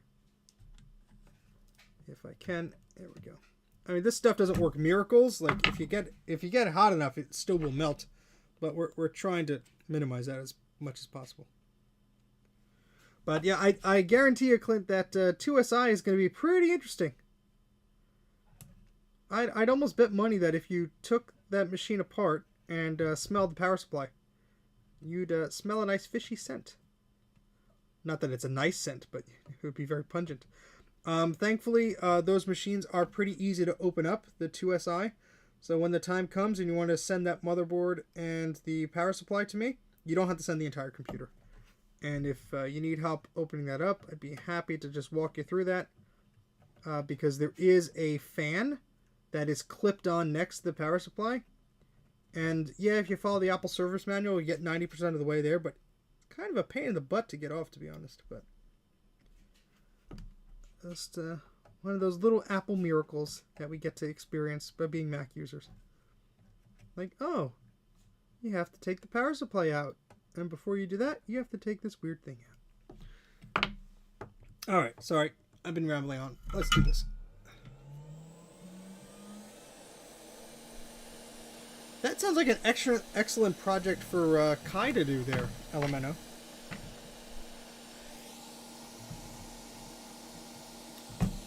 It would help if we put those metal shields back on.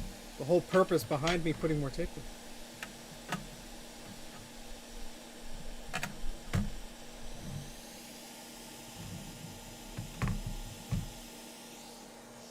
Alright, I'm actually not going to be able to do this with the microscope because the metal there is going to block my angle. So I'm just going to go to the above cam here.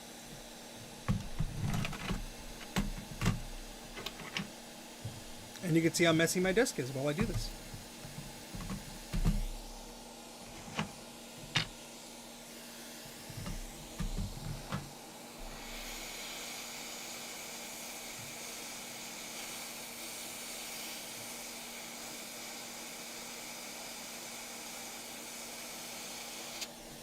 Forgot to turn my fan back on.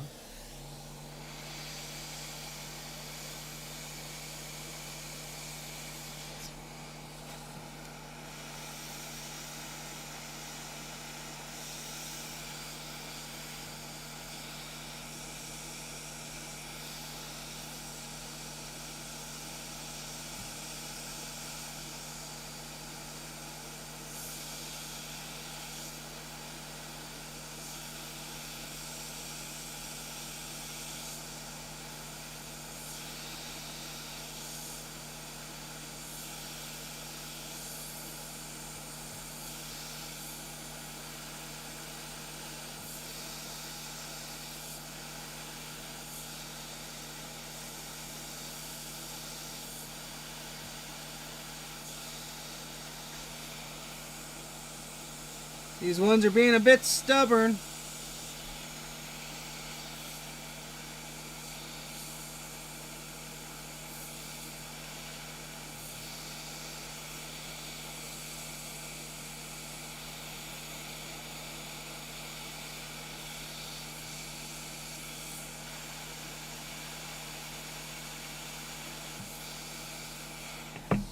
There we go.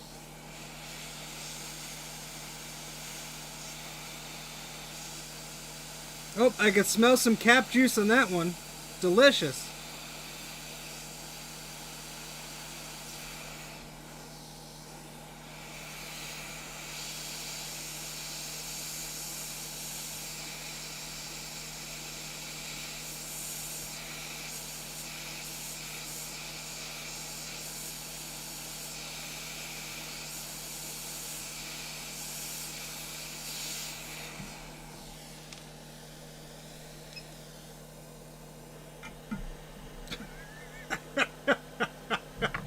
That's what was there. All right. Thank you for clearing that up, Clint. Yeah, it's the JB Weld always is a good choice.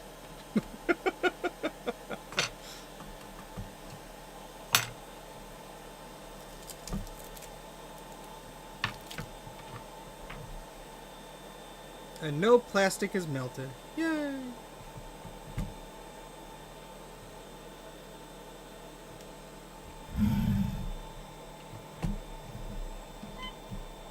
Switch to the microscope view here.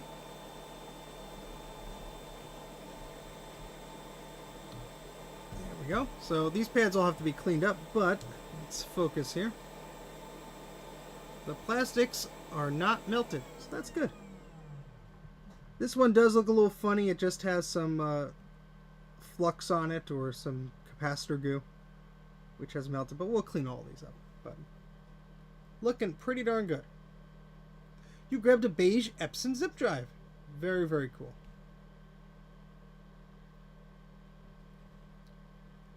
There we go. So we have to clean some of this up. Why is this not focusing correctly? Come on. Sorry.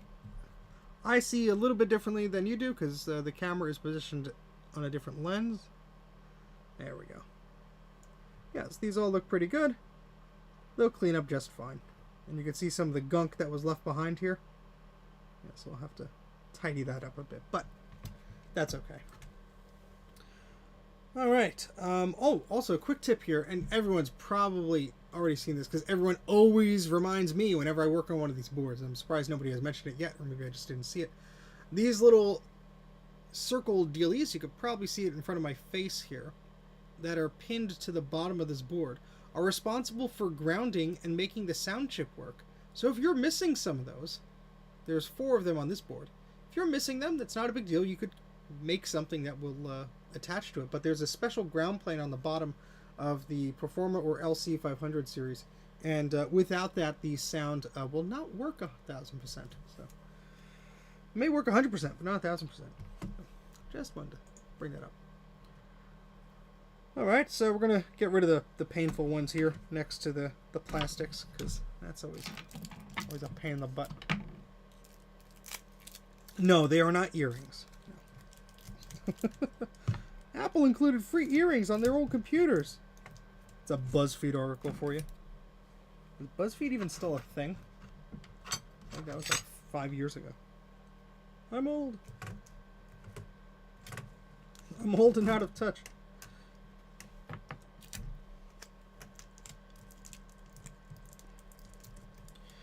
Alrighty, let's get the scalpel out here, because our flux thingamajig is leaking badly. So, sorry you can't see that. We're too zoomed in. I'll just adjust this in a moment. Please hold. There we go. And again, this is probably going to be a little bit tight. So we're going to do the above camera here. Sorry for the squeak. Actually, I could zoom this thing in. This is a camcorder, for crying out loud. I gotta stand up. I'm gonna smack the camcorder around and make it wiggle, and people will get sick and all this stuff. But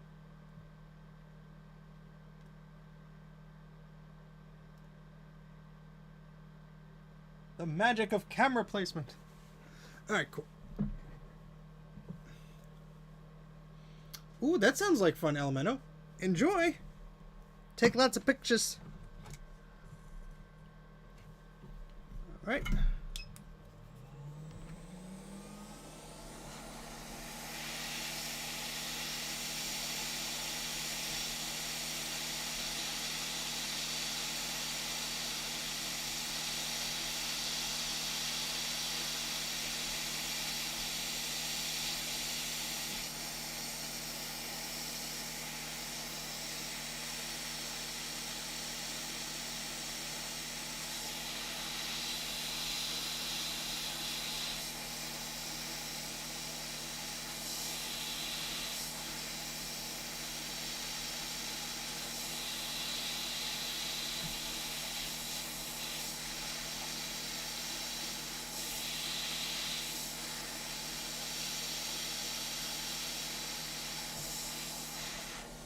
Alright, that one came off without too much trouble.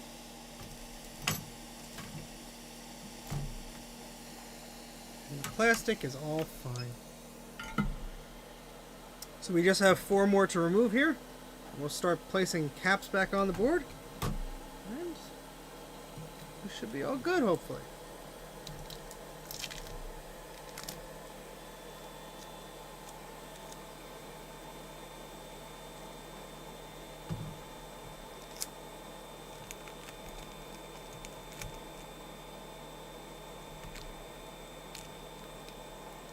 I just noticed my side camera here is completely missing me here, but let's just fix that. Sorry.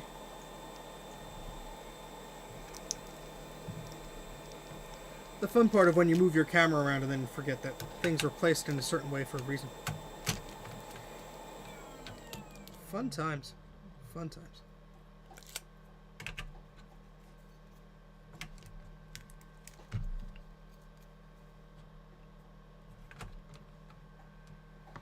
Alright, just going to do the same thing. Put some flux on here, take the cap off, rinse, and repeat.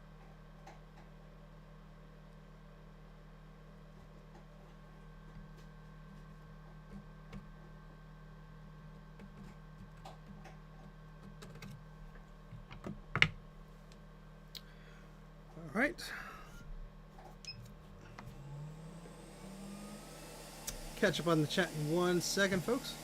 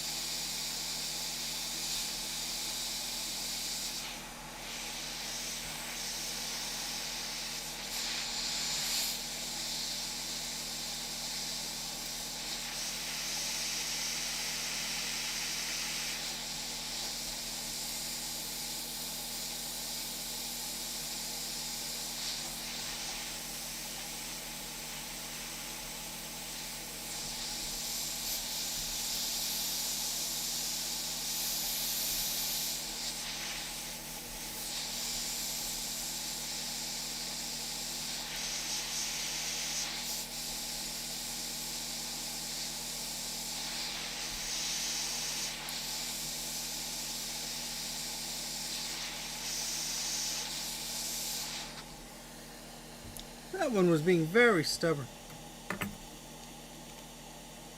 I don't like when it takes that long because we're right next to plastic, but everything was fine. Nothing melted, but still makes me worry. Alright, sorry, just following up here. Alright,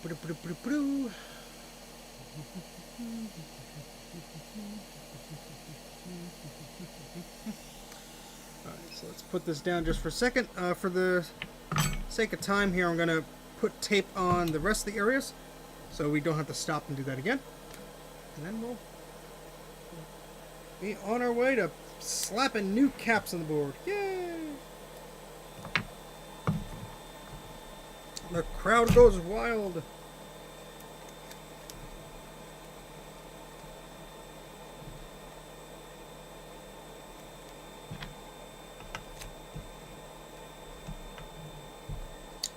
All right.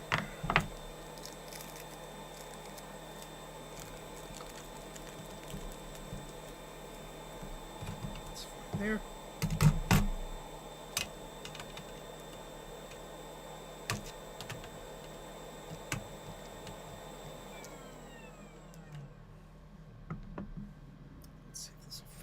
bit easier. Maybe. Yeah, that'll be fine. Alrighty.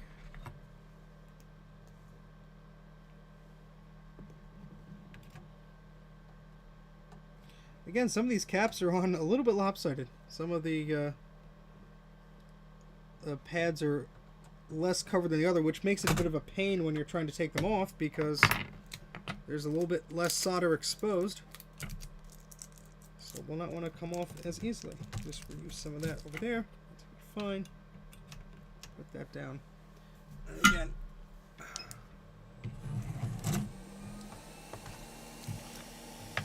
Now this board has little risers, little metal feet on the bottom, so I'm not really concerned about moving it around.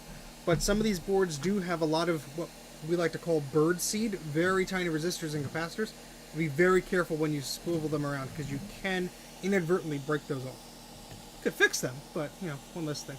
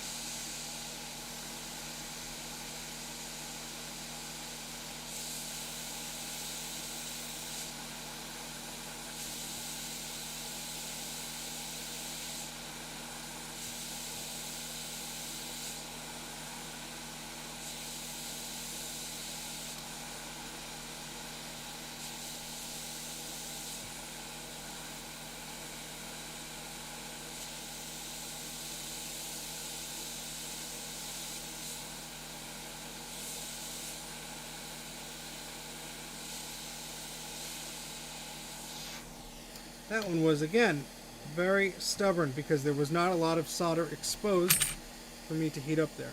Let's take the tape off. Good. The plastic is all nice and happy. So now we remove the last two capacitors from the board.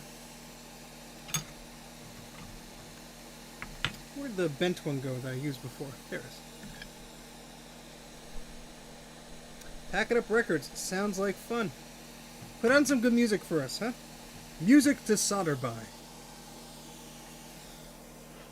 It was not my intention to inadvertently sound like Hank Hill there for a moment.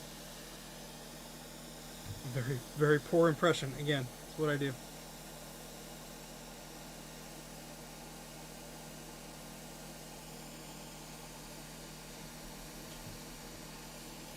And yes, I'm holding the heat gun. It's still on. I'm just trying to get some flux over here.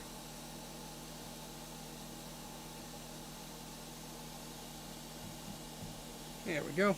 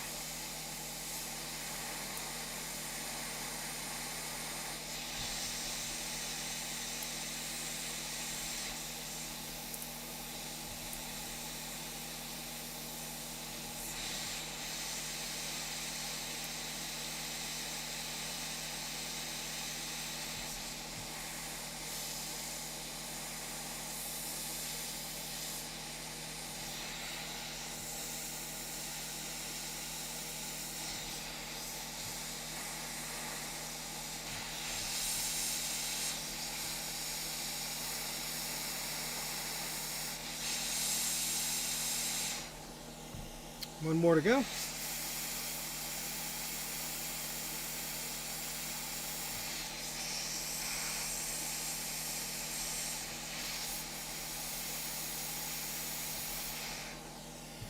And the caps have been removed. Yay!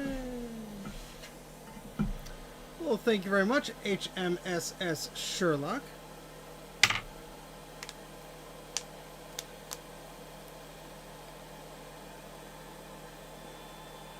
Ooh, Pentium MMX. That happened to one of my Dell LCDs, unfortunately, and it was one of them that had all the inputs you could want on a 4x3 LCD. S-video, composite, DVI, VGA. I still have it, but it's very dim. And just one of those things that's like makes me sad that I can't use it, but oh well. Maybe I'll find a fix or one with a cracked LCD with a good one or whatever. Alright, so the first two caps I'm going to do are these because no, there it is. Because we have two different capacitors in the rest of the board here. So there we go. We can turn that on. We can turn our soldering iron back on. There we go. Alright, and we're just going to clean this up, and let's switch back to the microscope view now that we don't have anything obstructing our vision. Thank you for being patient. And this is the second LC575 we're working on. There we go. And we're just going to use, that's the soldering iron beeping to tell me I have power. So it's nice to hear. Thank you, Mr. Soldering Iron. With the handle full of flux.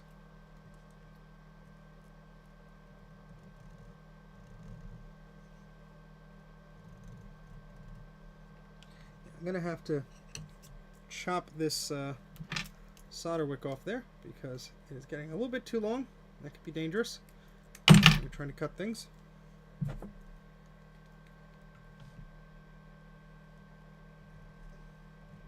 Now, Clint, I have to ask you a fairly silly question, and I apologize if it's been asked many times on Twitter.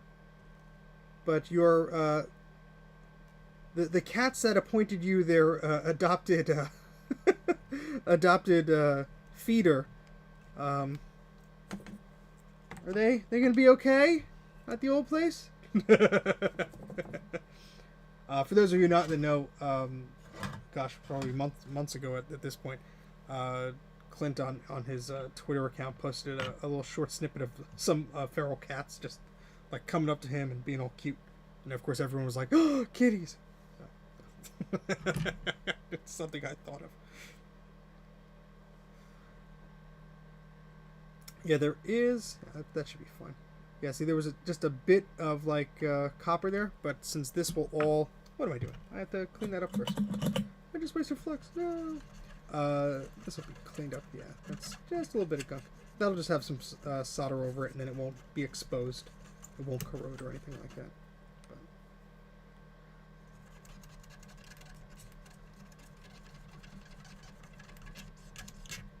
make sure it's all clean. Excellent. I'm sure the cats are fine. They have sharp teeth and claws. They can defend themselves. Plus, they're adorable. I mean, come on, be fine.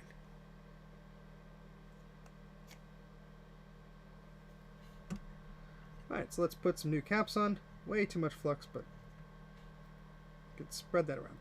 Come on. There we go. Yeah, exactly. They existed before you, they'll exist after you. The neighbors started feeding you too. Yeah. Aw. Well, it's very kind of you to have, you know, spoiled them for a little bit. Yeah, we woke up one day and went outside a few years ago, and we had kittens in our bushes. I said, I don't remember planting kitten plants. And one of the mother cats in the neighborhood just gave kittens. Well, gave birth to kittens. And oh my gosh, it was the cutest freaking things. They're just like, you know, no bigger than your hand, you know, at times. And they're like, oh my gosh, you're so cute.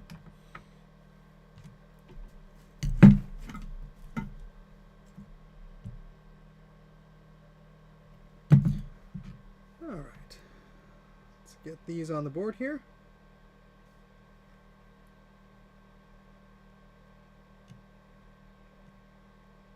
Use a little bit more solder on my iron there.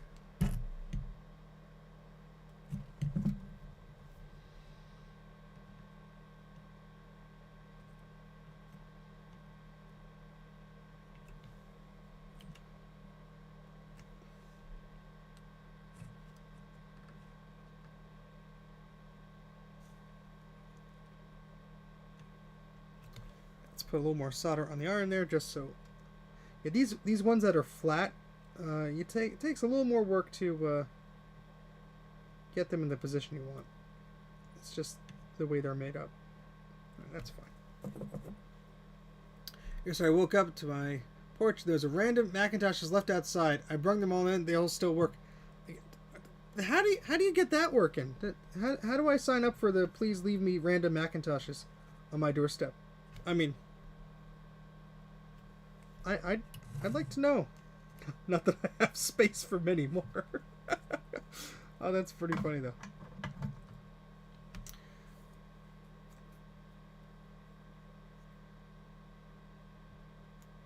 Oh boy. That's going to be a new phrase being coined now. You might have kittens in your bushes real soon. Oh, goodness.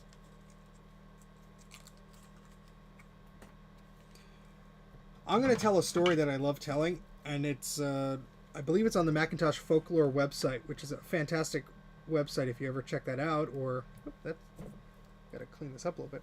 If you ever check that out, or also there's a book, I think it's called How the Mac Was Made, Mac Folklore, or something like that. Anyway, there was a great story of when they were working on the Macintosh user interface and developing it at Apple. And one of the original dialog boxes, instead of saying cancel or okay, language like that, they used the language of do it. D-O space I-T. And they thought, yeah, that makes sense. And so this is probably in the Lisa days or the early Mac days, whatever it was. And they were working on this, and they thought it was fine. And they had someone come in to test it and play around with. I guess they were a guest or whatever. And they took a look at it, and they were like, why is the computer calling me adult? Because do it on a very small 9-inch screen looks like dolt. So being a UX content, UX writer type person, I thought that story was pretty funny, because it just goes to show you, you have the best intentions when you're designing something, but other people may read into it differently, or may think you're saying something different. Okay, so let's use some more of these caps. Screwed up punctuation. I say things wrong all the time. Maybe you're just joking around, but you're saying I said things wrong? Well, join the club, pal.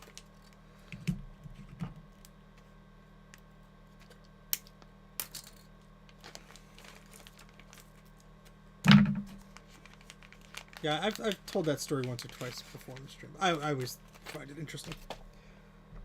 All right, time to put these two caps down. We'll move on here.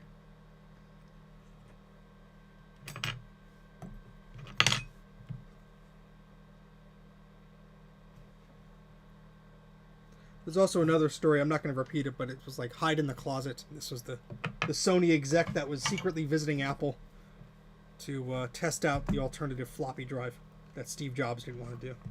Another great story. Oh, okay, electrical outlet. It's hard to keep up with all the chat, so I apologize. But yeah, I'm not good at pronouncing things either, so don't worry. You're in good company.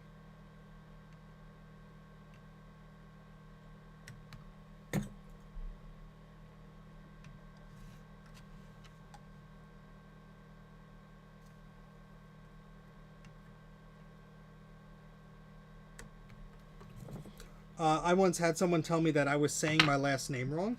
And I'm like, well, that's nice. It's my last name. Thank you. But I'm pretty sure I know I'm saying it correctly. But thanks for your concern. Okay, those seem to be on good. Let's move on to the others.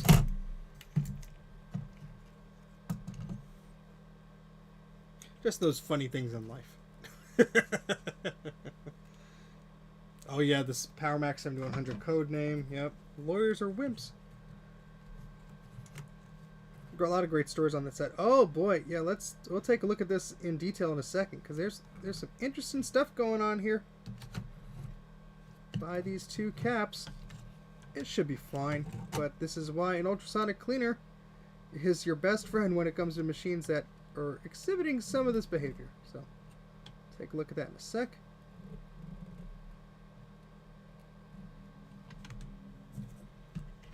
So this is what I'm a little concerned about. I think it'll be just fine, but you check out the legs of these pins.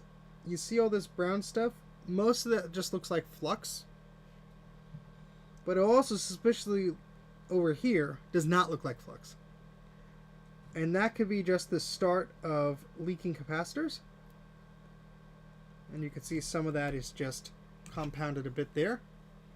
And if that's conductive there, that could be bridging those two pins.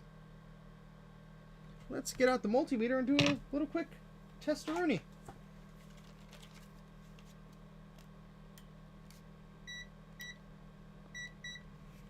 Get out our beepy to beep meet machine. And we're just going to go in continuity mode and see if these are making a connection. Thankfully they are not. So I think we're all good there. But just something you want to be aware of when you're working on these old machines. It may look fine until you get close up, but we're going to clean that up. We're going to actually do that before we put the cap on. I know it's going to go through the ultrasonic cleaner, but if we have the opportunity to clean up close, might as well do that. So, get some isopropyl alcohol here.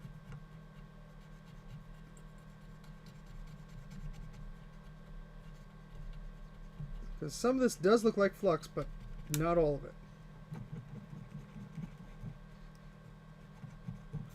And that's why there's all this sticky stuff around here too. That's usually a sign of some leakage here. So yeah, there's some on this little component here too. Yeah, this cotton swab is getting nice and healthy brown. But that's alright. And so that's why preventative maintenance on these machines is really important. Because just from looking at it, it's like, yeah, it looks a little grimy, but it doesn't seem terrible. You never know. And I have a little toothbrush here. We're going to do some extra scrubbing, just because that cotton swab can't get in right here.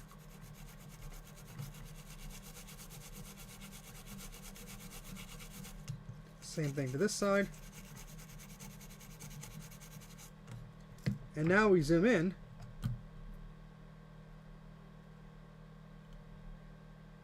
And look how clean that is. That's looking much better. Wouldn't you agree? Huh? As compared to before? That's what I'm talking about. We don't need no stinking capacitor leakage on this board. No, thank you. Oh yeah, the mice phones. Did you actually ever use one, Clint? Like back in the day? We did. So we had a second phone line for dial-up internet. And this was way back in probably early 2000s, late 90s, and you know, we had Macs in the family, but my mom needed to do work with PCs, so we got like the cheapest PC that money could buy, really piece of crap e-machines. But anyway, it was next to the phone line, and we had this mouse that doubled as a phone. I think because the original mouse like died, or we needed a backup or whatever. This was like the cheapest one. Somebody found, one of our family members found it like one of the junk stores, like, you know, just discounted to oblivion. It was the crappiest mouse, but it was also a phone. It was just like the most insane experience. You had to like hold the phone up to your ear, or there was like this little crummy headset it came with. Oh, it's just ridiculous. But anyway, I can eat off of those legs. That was the worst Duke Nukem trying to be maybe impression. I can't do it. Sorry. I've disappointed all of you. Alright, so let's get some flux onto that, and then we could put some new caps on there. And we have 1, 2, 3, 4, 5, 6 to go after these. So we're in good shape. Not that we're being timed or anything, but oops.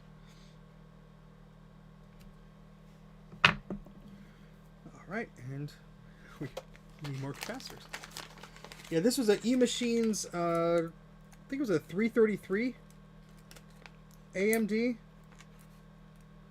My goodness, I still have the hard drive from the machine. I still have the logic board. I think we tossed the tower out, but I kept the logic board for whatever weird reason. So the power supply eventually died in the thing, and I didn't know enough back then to fix it up. But It was right before the never obsolete models. Like, it was a few models before those. Same case design and everything. And what was funny is it had a 3D graphics sticker on it. So we thought, oh, you could play 3D games on it. Yeah, no. What was that Indiana Jones game? The 3D one. Was it The Emperor's Tomb? I forget what it was, but that we bought that game because it was only for the PC at the time. We're like, oh yeah, we can finally play this. And yeah, we couldn't. That computer was like, what are you doing to me? And we eventually got a PCI graphics card because it didn't have AGP. And it was just like, you know, going to the store and be like, where are the PCI graphics cards? And the Best Buy had like 2. And it's like, well, pick your poison. And, to be honest, it did its best. We were kids. We didn't know what we were doing. Me and my brothers were just pushing the heck out of that machine to play games like Counter-Strike at like 10 frames per second. Fun memories.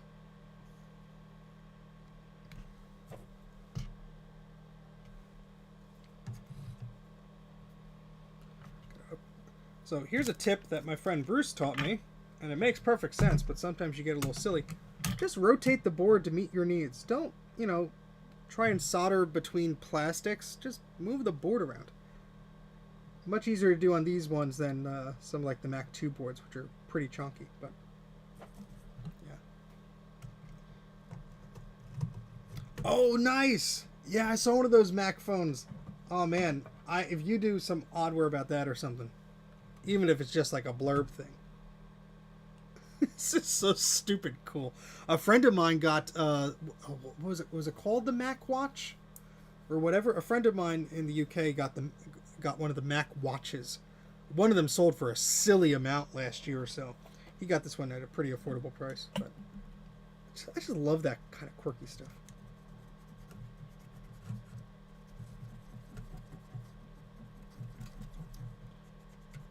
Oh, Clint! Now that I have your attention. Hold on. I have to grab something. It's not worth emailing you about because, you get tons of emails, but look at this weird thing. This is something I came across at one of these computer things, these events.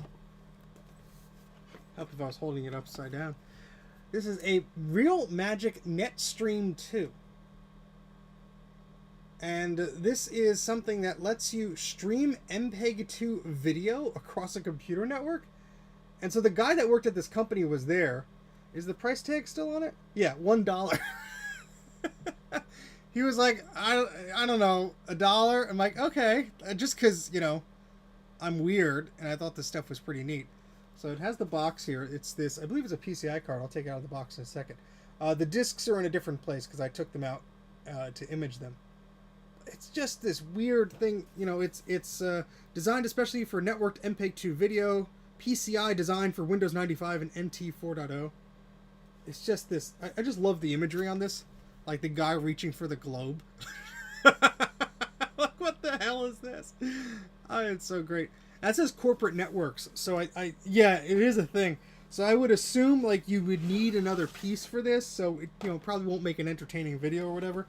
But if you ever get another piece to this, and you want to play around with it, by all means, let me know. We got some dongles here, and here's the PCI card. There, holding it upside down. But we got some ports here. There's a Real Magic chip on it, so that's, the company name, but I guess they have a custom chip on there, which is pretty neat. And we have some ports here. Looks like one of them's VGA. And what's this one? Looks like a serial port or some type of thing. We have S-Video, we have composite, we have a audio port of some kind. Let me take that out. But yeah, it's a weird thing. Yeah. Not entirely something that would be interesting, I'm sure, for video unless you had all the other pieces, but they had, not the manual, unfortunately, but they did have this little thing with the accessories. But I just thought that was neat. Something, I'm not too much of a PC guy to know all this stuff, but I would assume this would be if you were trying to send a video over a network to another device and you all had similar cards or something like that. You know, the copy on this is surprisingly vague, but it's like unparalleled compatibility, MPEG-1, MPEG-2. So yeah, but I think their software is even on the website, but I might play around with this. I just don't know, like, if it sounds like you need more things to do it, but yeah, I just thought that was a weird thing. And whenever I looked at this in my basement, I'm like, who else would appreciate this? So there you go. Sorry for the tangent. Back to this. But I think that's like a sickness that a lot of us have. We just see a strange thing, like one of these computer events, and it's like, huh. I don't need that, but like, that's a thing I didn't know existed. How much is it? $1? Sure. That'll sit on my shelf for like the rest of my life. That's oh man, especially at like these VCF East events. Oh gosh, it's so tempting. Like, you just see this weird stuff and it's like, well, that would be fun to play with.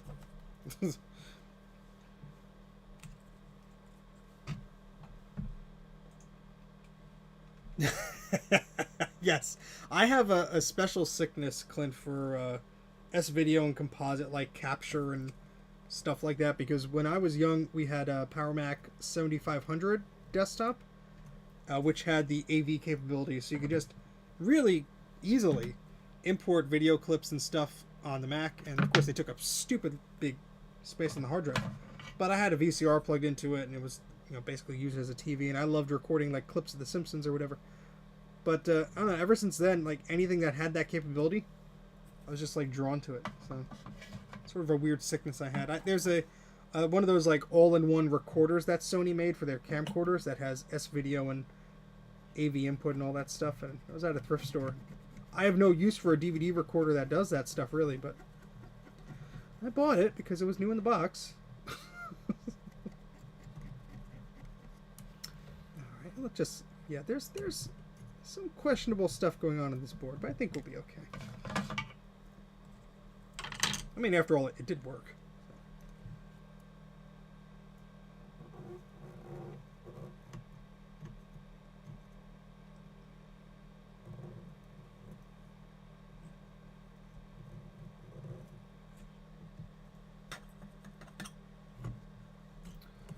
Alrighty.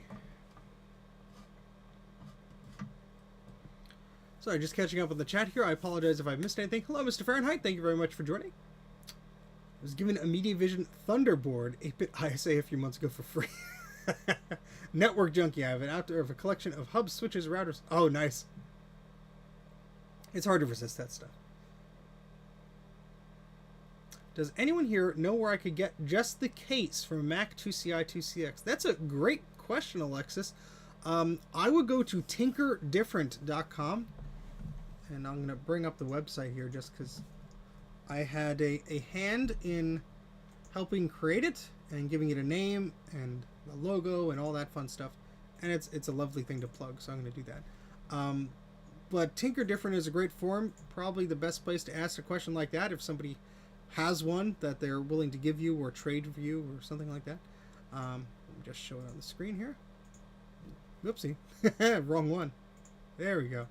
Nope, that's the wrong. Why is that? That's buttons. Buttons are scary. I'm clicking the wrong thing because I'm dumb. There we go. Tinkerdifferent.com is the website. It's a web forum, not just Apple stuff. Bunch of Mac stuff on here, but there's vintage IBM, vintage Atari. A lot of threads going on, which is really cool. So if you have a passion for tinkering with electronics or something, please go figure out. Wow. Please go check out tinkerdifferent.com and please register and sign up. It's a project, a passion project of mine and a number of others, including some lovely people in this chat that helped really develop this and get it going. And I think it's a great spot for looking for things or questions or trying to find out answers and see what's going on. And there is a place where you could ask and post things for sale and say, hey, I'm looking for something. So that might be a good place to start, Alexis, and I wish you the best of luck in that. Thankfully, that case was used on a number of machines, the Quadra 700, So Macintosh 2CI, Macintosh 2CX. Quadra 700 case is slightly different, but they're all the same. And thank you very much, Justin, for putting the link in there. All right, so we have some caps to put on here. I have to stop yakking. I apologize. You get me in front of a bunch of people and I start talking about computers. What's the world coming to? I have a question for, and sorry to take advantage, but I mean, you're here until you go. Until you leave. Clint, if you have a certain Mac that you've always been curious to get, I know the Color Classic is one of those Grail machines, but just curious if there's a Mac of a certain era, whether it be 68K, PowerPC, or Intel. There's one that always piqued your interest. I'm just curious. Because you cover a lot of PC and that sort of stuff on your channel, but it's always curious just to see. And anybody could answer this. I just am asking you generally, and you know, we're always on the hunt for these certain things. I'm just curious if there's one that ever escaped you, or if you've been keeping your eye out for a really good example of one that was nice and clean or something like that.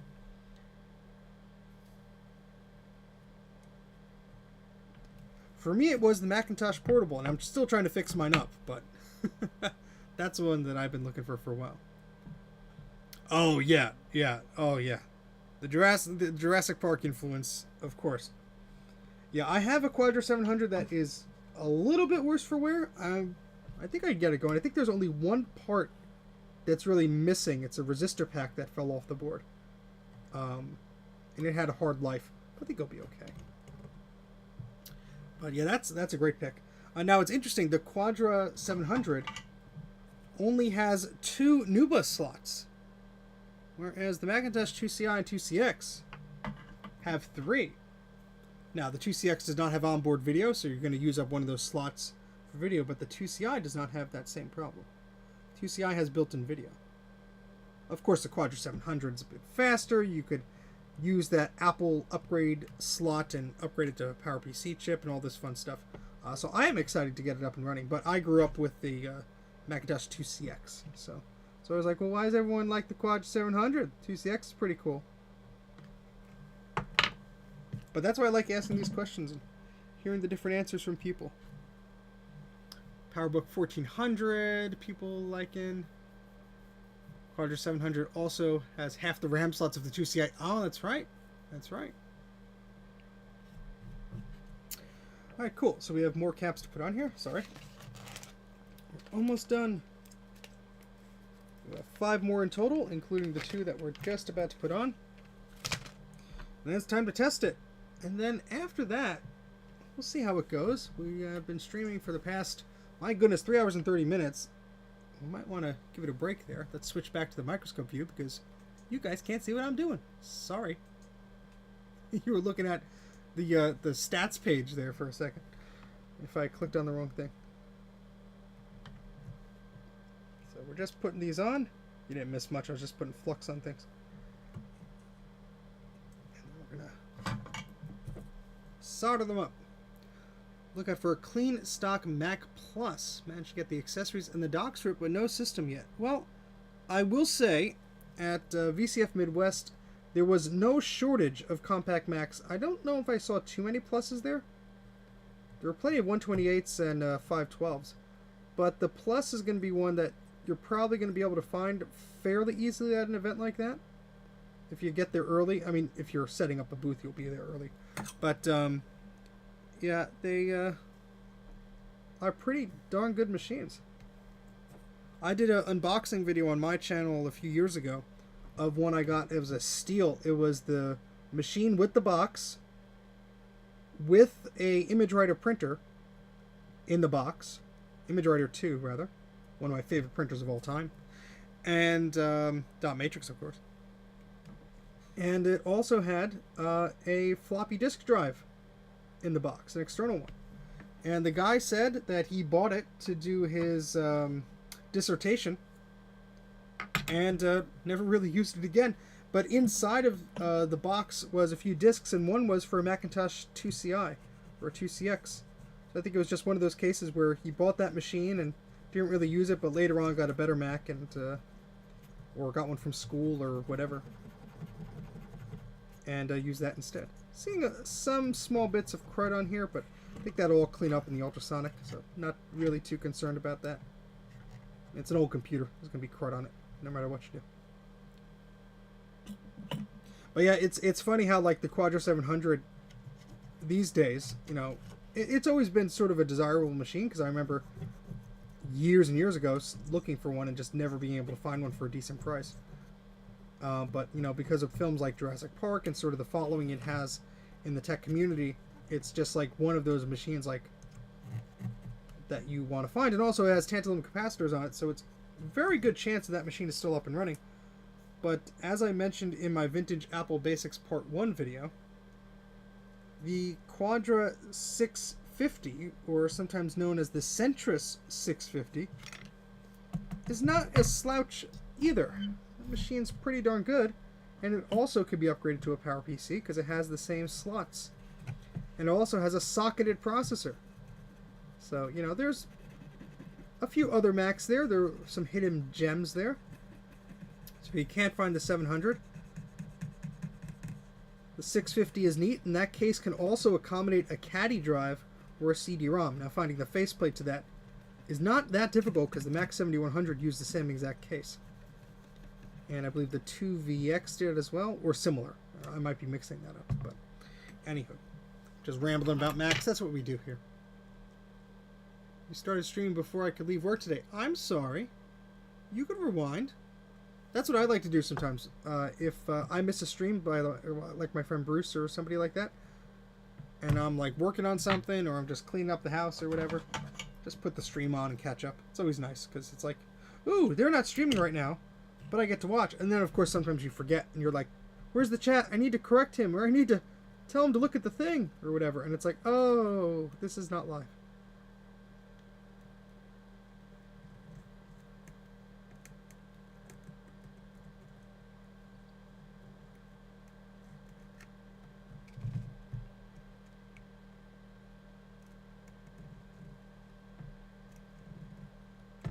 This copper is getting hot on my fingers.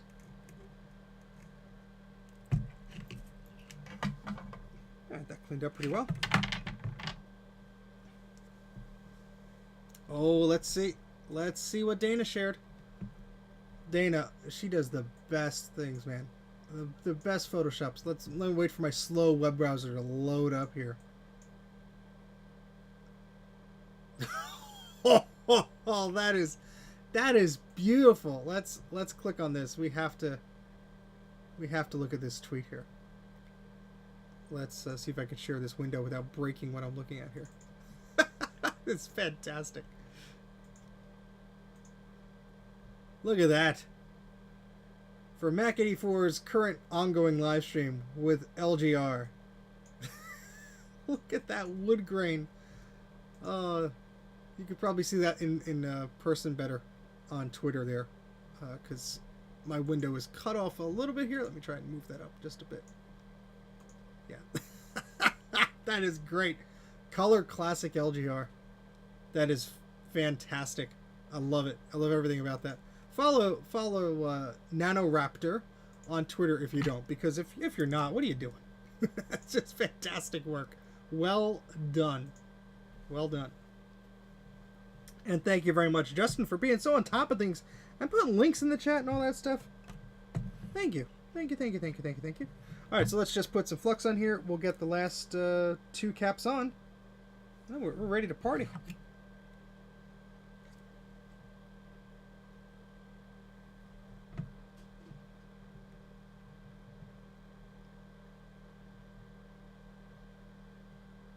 It's really funny to me how, you know, back in the day when I would be at yard sales and there'd be Mac stuff, nobody would want anything to do with it. So I'd be able to pick up this stuff dirt cheap.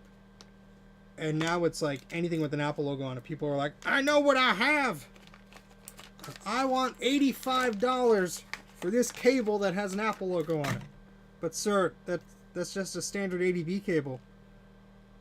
There's billions of them out there like it. I know what I have. Okay.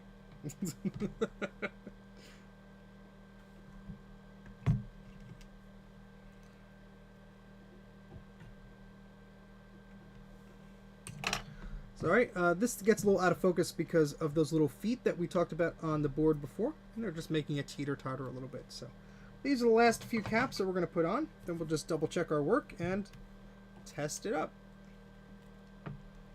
Guy on eBay selling an Apple IIc floppy drive for $29.99.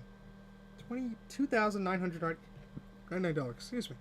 That's probably either the guy's deranged or they misplaced a decimal point. My goodness, that's a terrible price. It's a floppy drive for an Apple II. It's not like they didn't make any. My goodness.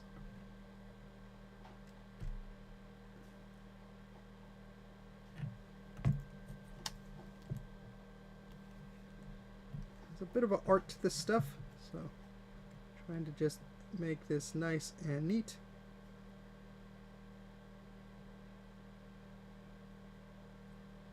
But anybody who's fairly new to the channel, or you just stopped by because of the lovely mention that LGR did on his Twitter about this stream, or you followed it by retweet or anything else, thank you very much for stopping by. I do greatly appreciate you hanging out with me on a Friday night as we recap some Mac Logic boards. I hope this is entertaining. Hope you're learning something. Maybe all the above. And really hope you'll consider subscribing and liking and all that fun stuff. Lets YouTube know that a little guy like me that just reached 10,000 subscribers, thank you to everyone, by the way, is somebody that maybe should be, popping up in some streams or some feeds now and again. So, all that good stuff helps promote it, get people out there, and more eyes on things, all that fun stuff. And of course, who doesn't like, 8-hour live streams of people recapping things? What's not to love? Alright, so let's just clean this up. And we'll test this board. Now, Clint, are you familiar with the Ross SCSI project? I think you may have posted about it or mentioned it in one of your blurb videos, but it's a very interesting project. Similar to the SCSI 2SD or the Blue SCSI, it is a SCSI emulator physical thing that pops onto a Raspberry Pi and allows you to basically make it a big external SCSI hard drive. But what's really cool about it is you could do other things, like emulate network things. So you could have a SCSI thing plugged into the back of your machine, which is this Ross SCSI device, and it could be booting the Mac up, and you could be emulating a SCSI to Ethernet adapter. So you don't have to buy those expensive adapters you see on eBay and all that crap. Just use one of those things and it works pretty well. And of course, it's in beta and stuff like that. But, all right, so just a cool project I like to mention because the people on the Open Retro SCSI Discord are so cool, and they taught me all about this, and I did do a video about that a little while ago, and I thought that was a fun project. I have to update mine because apparently it's a little bit easier to work with now. But that's the cool thing. All these people are making awesome things for the Mac, whether it be the Blue SCSI or the Ross SCSI and all these different things. All right, so we're just going to check the polarity on the caps we put on. Looks good. Looks good. Looks good. Looks good. I'm just cleaning these up for a little bit. We'll be able to test it, and yeah, I think that might be the end of the stream. We'll say our goodbyes and poke around a little bit, but I think I'll save the Mac SE for another day, just because before the stream I did try and get out one of those axial caps, and it was not happy. It's probably not something I want to be struggling with. At least not oh gosh, how long have we been going here? At least not 3 hours and 43 minutes into the stream. Oh, nice. Yeah, that would be great with one of these machines, because if you don't have I mean, the PDS Ethernet cards aren't too hard to find, but especially on a Mac Plus and stuff like that, to get Ethernet working, pretty darn cool. All right, so let's just continue checking our work here. Looks good. Looks good. All right, so let's put in the memory and everything, and we'll get this ready to go.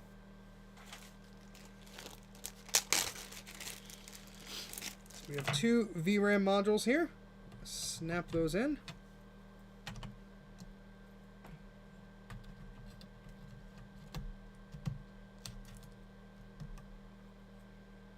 These are Toshiba branded ones. They're actually by Apple. So how about that? Copyright date of 1991. Oh, thank you very much, Zodium. And I didn't see you come in. Hello, Zodium. Yeah, thank you for placing that link there. That's the Open Retro Scuzzy Discord. Excellent Discord if you're into that sort of thing. I'm there, although I miss all the messages. I lurk there. So. All right, cool. We are ready to test this. So let's do this. I'm going to switch over to my phone to this Droid Camo Majig. And we're going to see if we can get this working. Let me just respond to this really quick.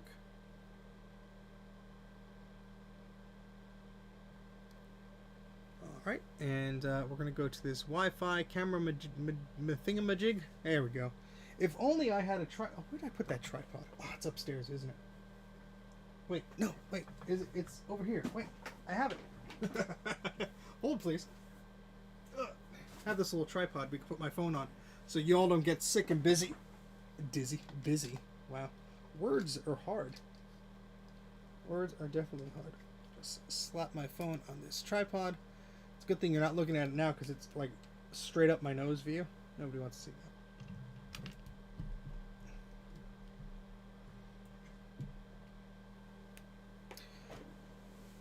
Let's just... Yeah, that's fine enough just for now.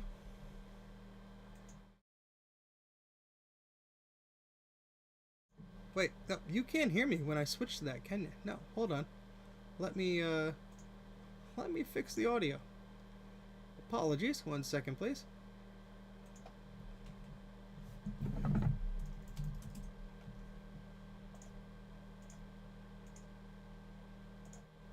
Okay, there we go. Hopefully that works. Yeah, so hopefully you can hear me now. If not, say it. Hi. We're gonna put the board into the LC575. Hopefully you can hear me. All right, that's better. All right, great. So we're gonna take the board that we just recapped out of this machine. This chair is just one of those chairs where you just pile stuff on because I only sit in it when this is my backdrop and I'm doing my, content and stuff. But, oh boy.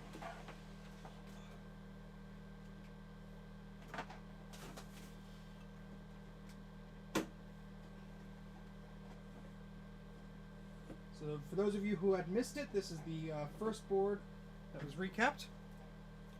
We take out our blue SCSI adapter. I'm going to put this board right here. We'll get back to that and put it in a nice anti-static bag in a little bit. But let's take the board that we just fixed up. And we're going to put that back.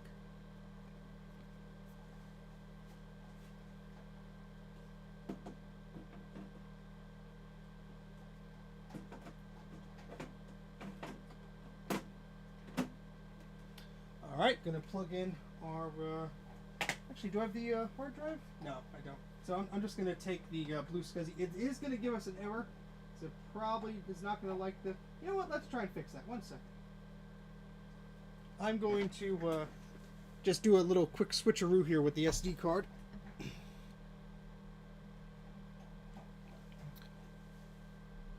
So, one moment. You could enjoy that Apple sticker that's on the side of that Performer 550. That was like that when I bought it, folks. It's just one of the things that happens when you get machines secondhand.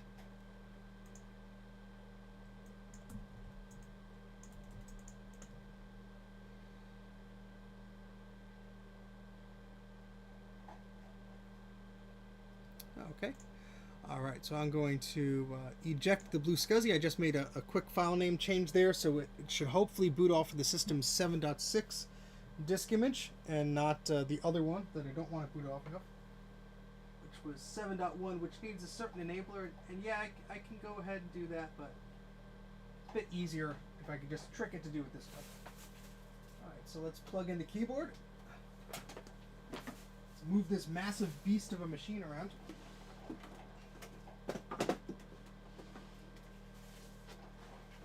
Oh, goodness. And we'll flick the power switch on the back here, and I'll bring the camera closer. That lovely buzz from the CRT. Bzz. There we go. and let's watch it do its thing. I love that sound.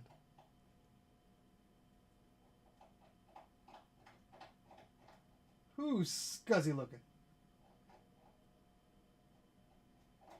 Wait for the CRT to warm up. Nice bong. Hey, it's legal here, man.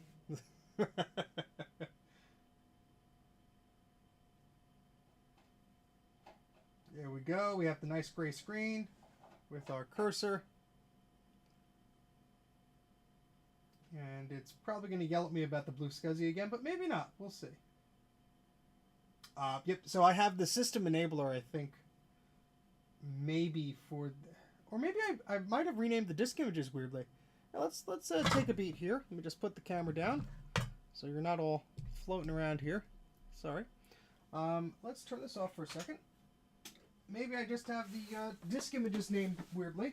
Wouldn't be the first time that I screwed that up. Because I want to boot up this thing. This one works. I mean, it worked before, so if I recapped it and it didn't work, yeah, that would be a problem. But I'm confident in my skills. Alright, so let me just take a second here. Sorry, folks. And open up Blue SCSI as the thingamajig here.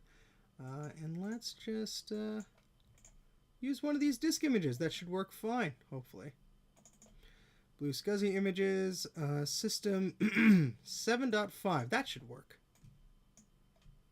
So let's drag that over. It's copying over. It'll just only take a second, folks. Hopefully.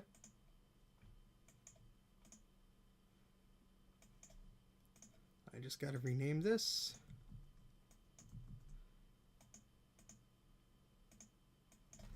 Alright, so this is HD 10_512 system 7.5. Let's just make sure that we're doing that correctly. Yes, that should be okay. Alright, so let's eject this and hopefully that'll work. LC420. You guys are funny. You guys are funny. So let's plug this back in.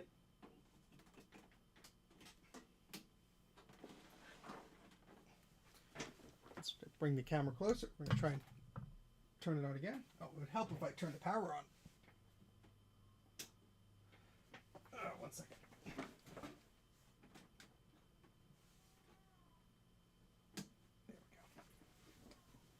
Sorry for the puke cam there. I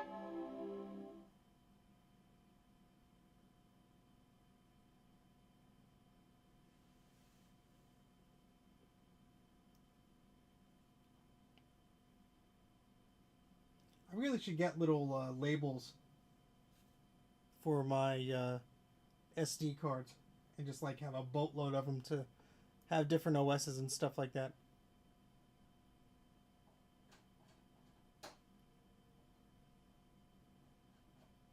Yep. See you, Trina. Take care.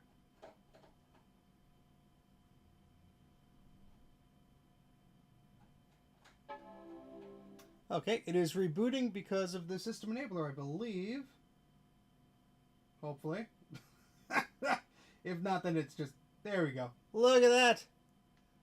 That's what we like to see.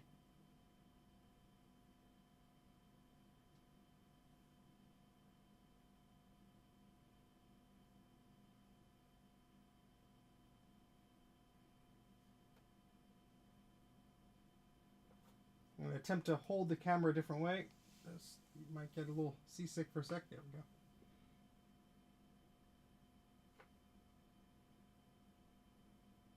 There we go. Let's adjust the white balance on this so it's not as silly looking.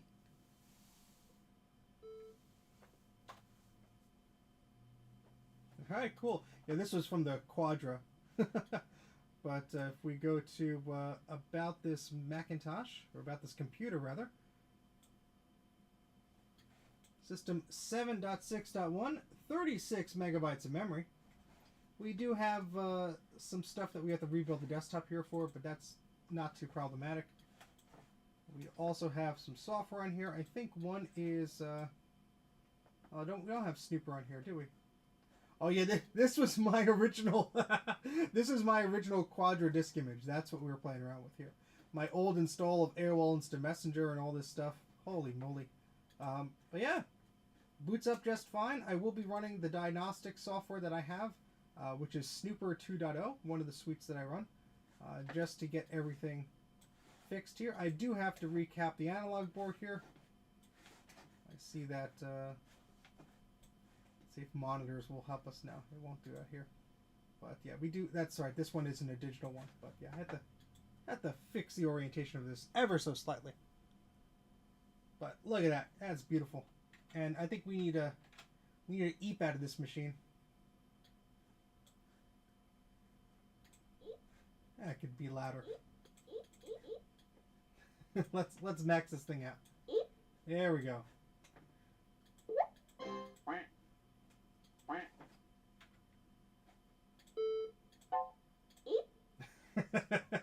So for those of you who are wondering why the heck I go eep, that's why. Alright, so let's shut this down. And let's get you off of the puke cam here. Seamless transition. As I knock things over with my knees. My goodness. Let's take this off of here. This little Joy-Cam app works pretty well. I paid for the damn thing. I not, you know, it's not a freebie. I'm not promoting it or anything. You know, not a paid thing or whatever, but it's pretty neat. All right, let's get situated here. You catch up on the chat. Didn't oh, I missed another thing from Dana. Let's check it out. What is this? Wait for my very slow browser to load here.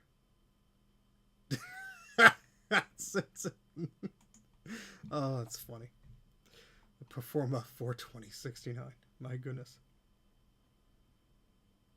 The original ATM used to smooth fonts on the screen. Then it became a font management tool. That's good to know, Bruce.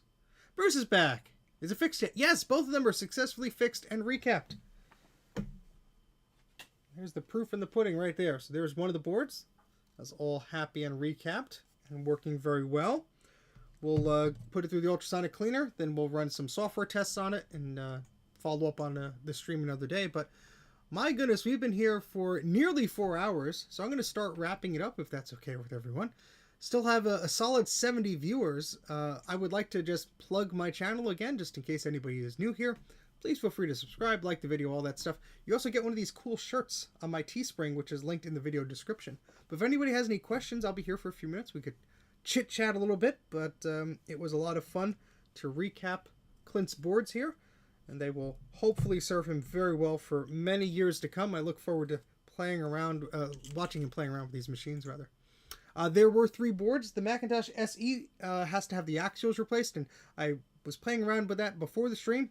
It was not happy, so that's going to be a bit of a challenge. I'm going to try and fix the magic potion of flux and solder I have just to get those out. And what I'll probably do is remove a few of them, then do a few on a future stream, and then just replace that and test that. But yeah.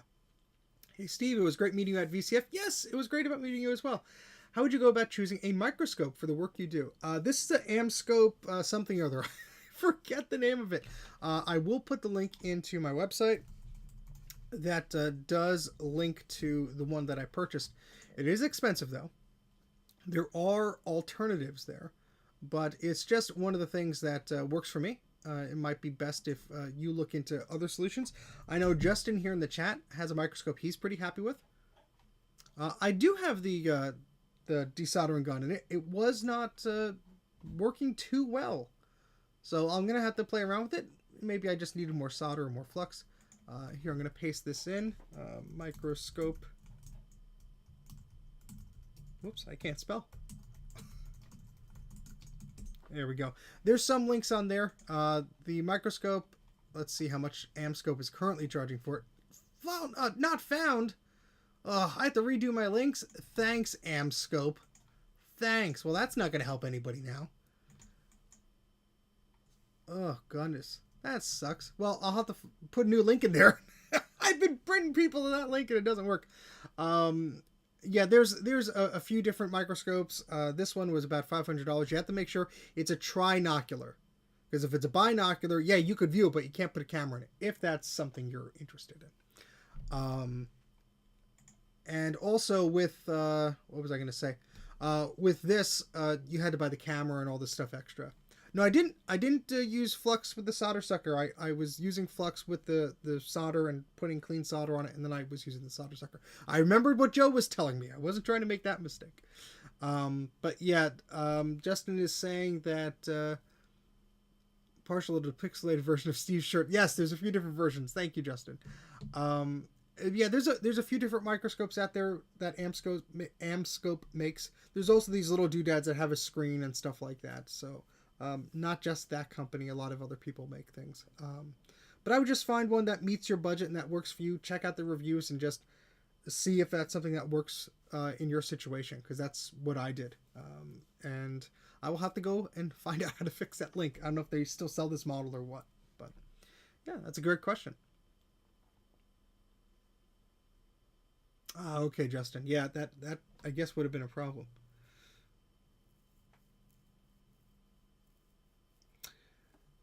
Just made it in time for the end of the stream. Well, that's okay. You can always rewind. So to recap, we had two lovely Macintosh 575 boards that Clint of LGR sent in to have recapped.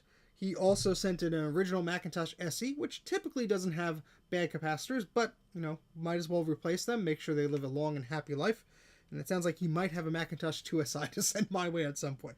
But anyway, we successfully recapped those. We tested both of them. They will be going in the ultrasonic cleaner to make sure they're all pretty and everything. We'll be doing a full software suite of testing done on that and get those back to him sometime soon, hopefully in the next couple of weeks. But yeah, we're just wrapping up the stream here. If anybody has any questions, feel free to ask. No, Bruce, I don't think I'm going to tackle that today. That Macintosh 2CX was perplexing enough when I was playing around with it the other day. Yes, the 575 logic board can go in the Color Classic chassis, the Color Classic case. That is what is referred to as a Mystic upgrade. So if you do some searches about Mystic upgrades, you could do that. And Ryan, Mr. Macintosh in the chat here, he has a lovely, was it a Quadro 900 or 950? I forget the exact model, but he sent me the board and the power supply to work on. He's been extremely patient. Thank you, Ryan. And I'm going to be looking at that in just probably a week or so, because that's going to take up the whole desk here to play around with. But he was having some trouble with that machine, and I think that's going to be a challenge, but that'll be fun. No, the 848, oh, the 9150. Okay, thank you, Mr. Macintosh. I knew there was a 9 in there, and a 5, maybe. What is the maximum time you would put onto a board in an ultrasonic cleaner? I generally put it in for like 10 to 15 minutes. If something is really gummed up, maybe 20, but you know, that's just me. That's just my personal use. I know Bruce has an ultrasonic cleaner video out there that I don't know if he mentioned the time of how long he put his stuff in, but usually about 15 minutes, 20 minutes maybe. I guess if it's really bad, 30, but I guess it all depends. Yes, LGR was in the chat before. Clint was in the chat as he was doing other things around the house, but that's an answer to your question. But yeah. Let's see what else we're going on here. Just catching up here. Boop-a-doop-a-doo. So excited. Oh, no worries, Ryan. Take care. Over 45 minutes might give you some unwanted erosion. Yeah, that's what I would assume. Yes, Vintage Hillbilly Shack. Look, it's one of those things that it's a box of rust. I have to find time for that. So I have jobs that people have paid me for to try and fix up boards first. So those are my priority. And that's more of something to tinker with, and I'd be happy to play with them when I find the time. I should also probably get a tetanus shot before I do. My goodness. But yeah, I guess that's about it. I'd like to thank so much I'd like to thank all of you very much for hanging out with me today during these streams, for all the super chats, the subscribes, the likes, all that fun stuff that you do on the YouTubes these days. Thank you. And thank you for hanging out with me as I recap this board. But yeah, I guess that's about it. Like and subscribe, all that stuff. And we'll be looking at the Macintosh SE board that Clint sent me sometime in the near future. And I have some really other cool things I want to share. There's a VCF video I'm still working on. Bunch of other stuff. So expect some of that stuff coming out soon. But yeah, thank you very much for keeping me company today, and hope you all have a good one and have a great weekend. Bye.